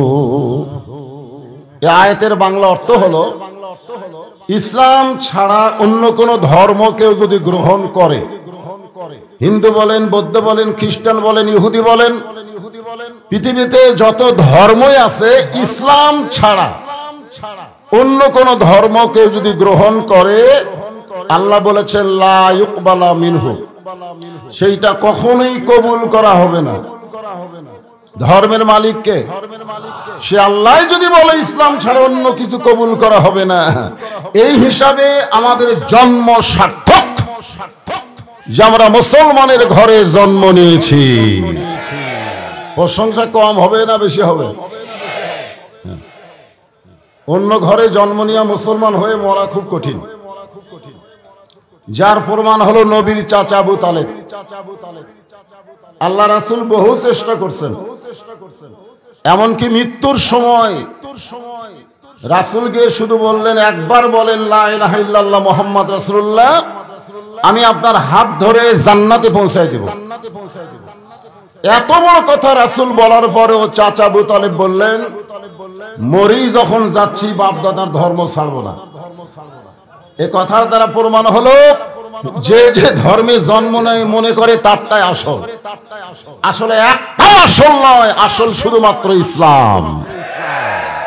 আর সেই ইসলামের মধ্যে জন্ম নেওয়াতে খুশি কম না বেশি? আলহামদুলিল্লাহ, জোরে বলেন আলহামদুলিল্লাহ। আল্লাহর প্রশংসা করার কারণ হলো আল্লাহ তাআলা আমাদেরকে বিশ্ব নবীর উম্মত হিসাবে কবুল করেছেন। আদম আলাইহিস সালাম একদিন রাস্তা দিয়ে যাচ্ছিলেন। আদম আলাইহিস সালাম, আমাদের আদি পিতার নাম কি? যাওয়ার সময় দেখে তার বেটা শীশ আলাইহিস সালাম বসে আছে, কিন্তু বসার সাইজ ভালো না। বসারও তো একটা সাইজ আছে, ওই জায়গায় ফাঁক কেন? আচ্ছা আচ্ছা, স্যান্ডেলের কাতার। আচ্ছা ঠিক আছে। আমি গতকালও আপনাদের পাশে একটা মাহফিল করছি, ওই একই অবস্থা, বসার জায়গা নেই। তো বসার জায়গা না থাকলে এই কালো বক্তাকে দাওয়াত দেওয়া হবে না, জায়গা দেওয়া লাগবে। কারণ যারা এসেছে ওয়াজ শুনতে ইনারা হলেন মেহমান, আর মেহমানকে বসতে দেওয়া রাসূলের সুন্নাত। পিছন দিকে একজন সাহাবী দাঁড়িয়ে আছে, যুবক মানুষ, বসার জায়গা নাই, বসার এরকম কাপড় নাই। আল্লাহ রাসূল গায়ের চাদর খুলে নিক্ষেপ করলেন। সাহাবীর নাম হলো জরির ইবনে আব্দুল্লাহ। রাসূল বললেন, আমার চাদরে বসো, কারণ মেহমানদের বসতে দেওয়া সুন্নাত। ও আর শুনবার আসলো, আপনারা জায়গা দিলেন না, মন খারাপ করে গতকালের মতন ফেরত যাবে। পিছনে জায়গাটা আমি দেখতে পাই না, পিছনে জায়গা কোথায় আছে? শোনেন, অনেকে আইছে বক্তা খালি ওয়াজ শোনার জন্য নাই, বক্তাকে একটু দেখবারও চায়। কত পিছে বসে ফর্সা বক্তা হলে দেখা যেত, আমার তো অন্ধকার দেখাবো। ভাইজান, তোমরা যারা এখানে আসো, ডিস্টার্ব করা যাবে না, হো হো করা যাবে না, কথা বলা যাবে না।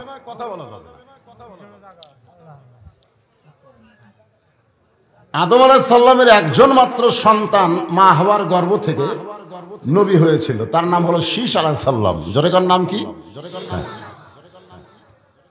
আদম বললেন বাবা শীষ, এরকম সাইজা বসে আছো কেন? বসার সাইজ নাই।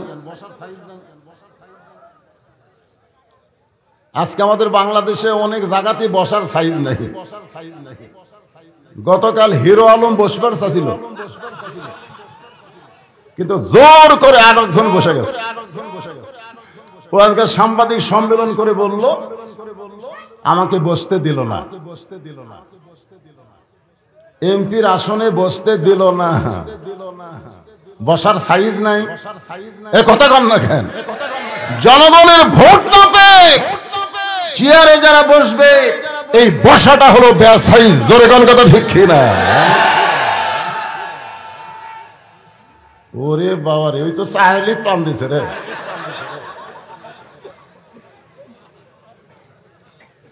শীষ আলাইহিস সালাম বলেন বাবা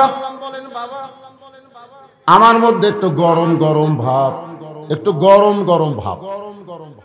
তো বলে হঠাৎ গরম হওয়ার কারণ কি? বলে আমার বাবা আল্লাহর নবী, আমি নিজেও আল্লাহর নবী, আর বউটা পাইছি বেহেশতের হুর। আমরা জান্নাতে গেলে হুর পাবো, এই ওয়াজ আমি করি না। কারণ এই ওয়াজ করলে আর কেউ বেজার না হলে বউ বেজার হয়। আমি আর বউরে কইছিলাম জান্নাতে গেলে হুর পাবো, হুরের এরকম চোখ হবে, মুখ হবে এরকম, দাঁত হবে এরকম। দেখি বউ আমার কাছ থেকে বালুস নিয়ে অন্য ঘরে যাচ্ছে। আমি বললাম কোথায় যাবা? হুর লিয়া থাকো, আমার কি দরকার? এই জন্য হুরের ওয়াজ আমি সেই দিন কান ধরা বাদ দিছি। যতদিন আমার বউ বাঁচা আছে ততদিন আমি হুরের ওয়াজ করবো না। কারণ হুরের ওয়াজ করলে কে বেজার? কথা কন, কে বেজার? এই দুনিয়াতে একজন মানুষ জান্নাতের হুরকে বউ হিসাবে পেয়েছিলেন, তার নাম শীষ। আপনার সুবহানাল্লাহ বলতেছেন? আদম বললেন বাবা শীষ নবীর বেটা, নবী না হইয়া বেহেশতের হুরের স্বামী না হইয়া আখিরি জাহানের পয়গম্বরের উম্মত যদি হতে পারতে তোমার জীবন ধন্য হয়ে যেত। শীষ কয় আব্বা কোন কি? আদম বলে বেটা শীষ, আমি একটা ভুল করছিলাম। অপরাধ না, ভুল। কোন নবীর দ্বারা আল্লাহ কোন অপরাধ করে নেয়নি, ভুল করে দিয়েছে। অপরাধ করেছিল হাওয়া। অপরাধ করছে কে? আদম কিন্তু নবী, ভুল করেনি। অপরাধ করেনি, ভুল করছিল। আদম নবীর ভুলটা কি? যে হাওয়া গন্ধম গাছের কাছে গেল, আদম নবী খেয়াল করেনি। হাওয়া শয়তানের ওয়াজ শুনছে, প্রথম শয়তানের ওয়াজ শুনছে। কে ওয়াজ করছে? তা আমার বউ যদি শয়তানের ওয়াজ শোনে, আমার খেয়াল করা লাগবে না? কতক্ষণ খেয়াল করা লাগবে না? আজকে আমাদের বউগুলা স্টার জলসা জি বাংলাদেশ শুনতেছে, দেখতেছে, পুরাটাই হলো শয়তানের ওয়াজ। জোরে কোন কথা ঠিক কিনা? পুরাটাই। আমি মা বোনদের বলি ওয়াজটা কেন আসে? বক্তার ওয়াজ শুনবে, আবার স্টার জলসা জি বাংলা দেখবে, ওয়াজ শুনে কোনো লাভ হবে না। কারণ মান তাসাব্বা বিকওমিন ফাহুয়া মিনহুম, যেই জাতকে যে মহব্বত করবে ওই জাতের সঙ্গে। পরের দিন শুনি করে আবার মুসা নবী আছে। আল্লাহ কয় মুসা খবর কি? মুসা বলতেছে আলহামদুলিল্লাহ। মুসার কিছু কয় না। যদি বলে আল্লাহ আপনার খবর কি, তা আল্লাহ একই কথাই বলবে। আল্লাহ বলে মুসা তুমি কিছু বলবার চাও? মুসা বলতেছে আল্লাহ আমি কি বলবার চাই এটা আমার মুখে বলা লাগবে না, মুখে না বললেও যিনি বলতে পারে তিনি কে? মুখে না বললেও যিনি বুঝতে পারে তিনি কে? আল্লাহ কয় তুমি কিছু একটা বলবা। মুসা বলতেছে আল্লাহ এমন একটা কথা বলবো আপনি যেন রাগ করেন না।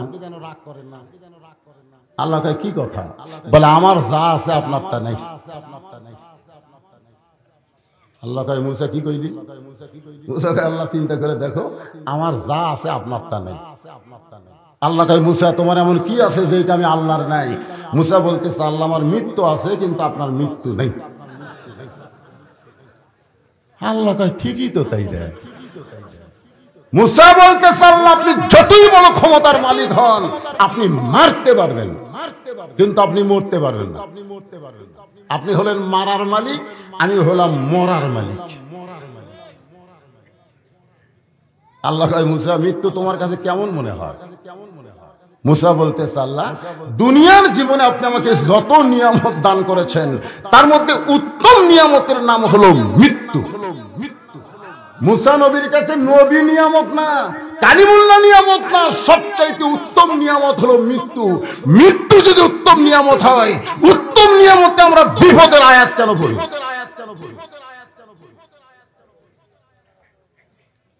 আল্লাহ কয় মুসা দুনিয়াতে মানুষ গেলে মরবার চায় না, সেই মৃত্যুটা তোমার কাছে উত্তম মনে হওয়ার কারণ কি? মুসা বলতেছে তারা পাগল ছাগল বোকা, তারা দুনিয়াতে গিয়ে মরবার চায় না। কিন্তু যারা সজাগ চেতন যাদের আছে, যারা আলেম, যারা জ্ঞানী, তারা জানে মৃত্যুই তার জীবনে বড় নিয়ামত। পাগল ছাগল তিনতলা চারতলা বানাচ্ছে,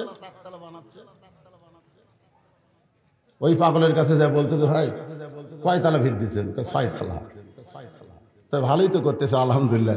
তো আল্লাহর ঘর মসজিদে 2টা ব্যাগ সিমেন্ট দেন ভাই।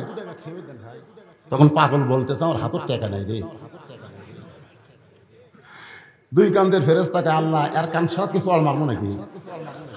খালি বসে থুছে আমাকে কিছু করবার দিচ্ছে না। এই শয়তান 6 তলা বিল্ডিং এর ভিত দিছে, আর তোমার মসজিদের জন্য 2 বস্তা সিমেন্টের বই টাকা নাই। এমন একটা বাংলাদেশ বুঝলেন, নিজের বাড়ি নিজেই করে কিন্তু মসজিদের জন্য ভিক্ষা করা লাগে। বলতেছে এই 10 শতক আমার চাচা আল্লাহ দান করছে হুজুর, আর আমরা টাকা পয়সা দিয়ে আল্লাহ মসজিদ ফেলে দিচ্ছি। ফেরেশতাকে আল্লাহ এটা দেশের নাম কি? আল্লাহ যেই দেশের চাচা তোমার দান করে ওরা টাকা দিয়ে ঘর বানিয়ে দেয়। আল্লাহ ওই দেশের নামই হলো বাংলাদেশ রে। ওই দেশ হলো নতুন ফেরাউনের দেশ। জোরে কোন কিসের ফেরাউন? এ কথা কন না গে। মুসা নবী দেখতেছে, জিকির করতেছে আনা রব্বুকুম আল্লাহ, আনা রব্বুকুম আল্লাহ, আনা রব্বুকুম আল্লাহ, আনা রব্বুকুম আল্লাহ। আমি হলাম সব চাইতে বড় আল্লাহ। মুসা কয় এখনই যার সাথে দেখা করে আসলেন হাত চুলকাচ্ছে। আল্লাহ কয় মুসা কি করবি? কয় আল্লাহ তুমি কি কবর চাচ্ছা?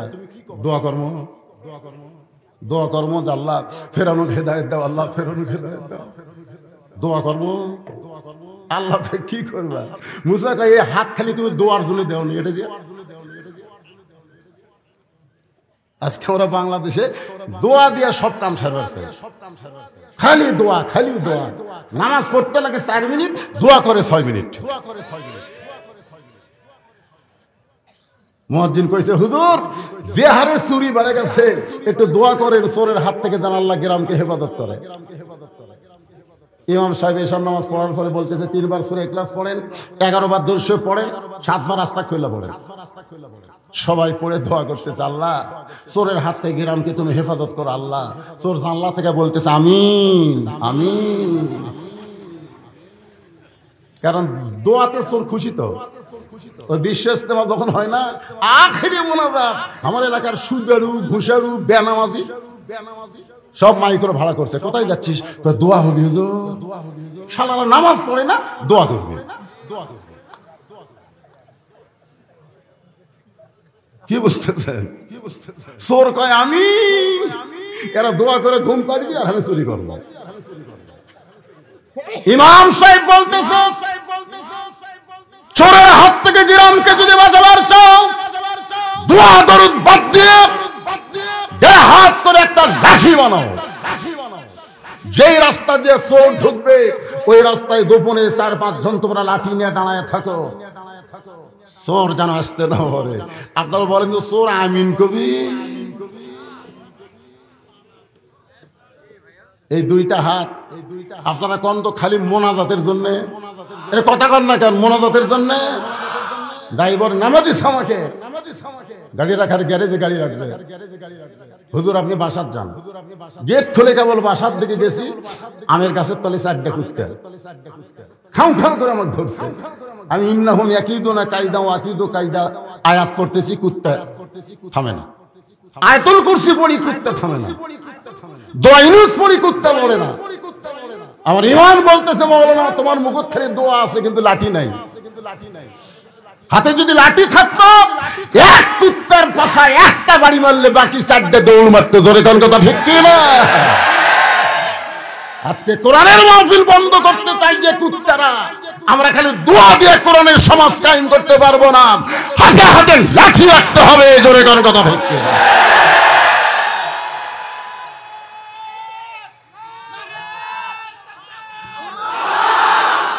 হ্যাঁ শোনেন শোনেন, তাকবীর এখন না, তাকবীর আমি দেবো।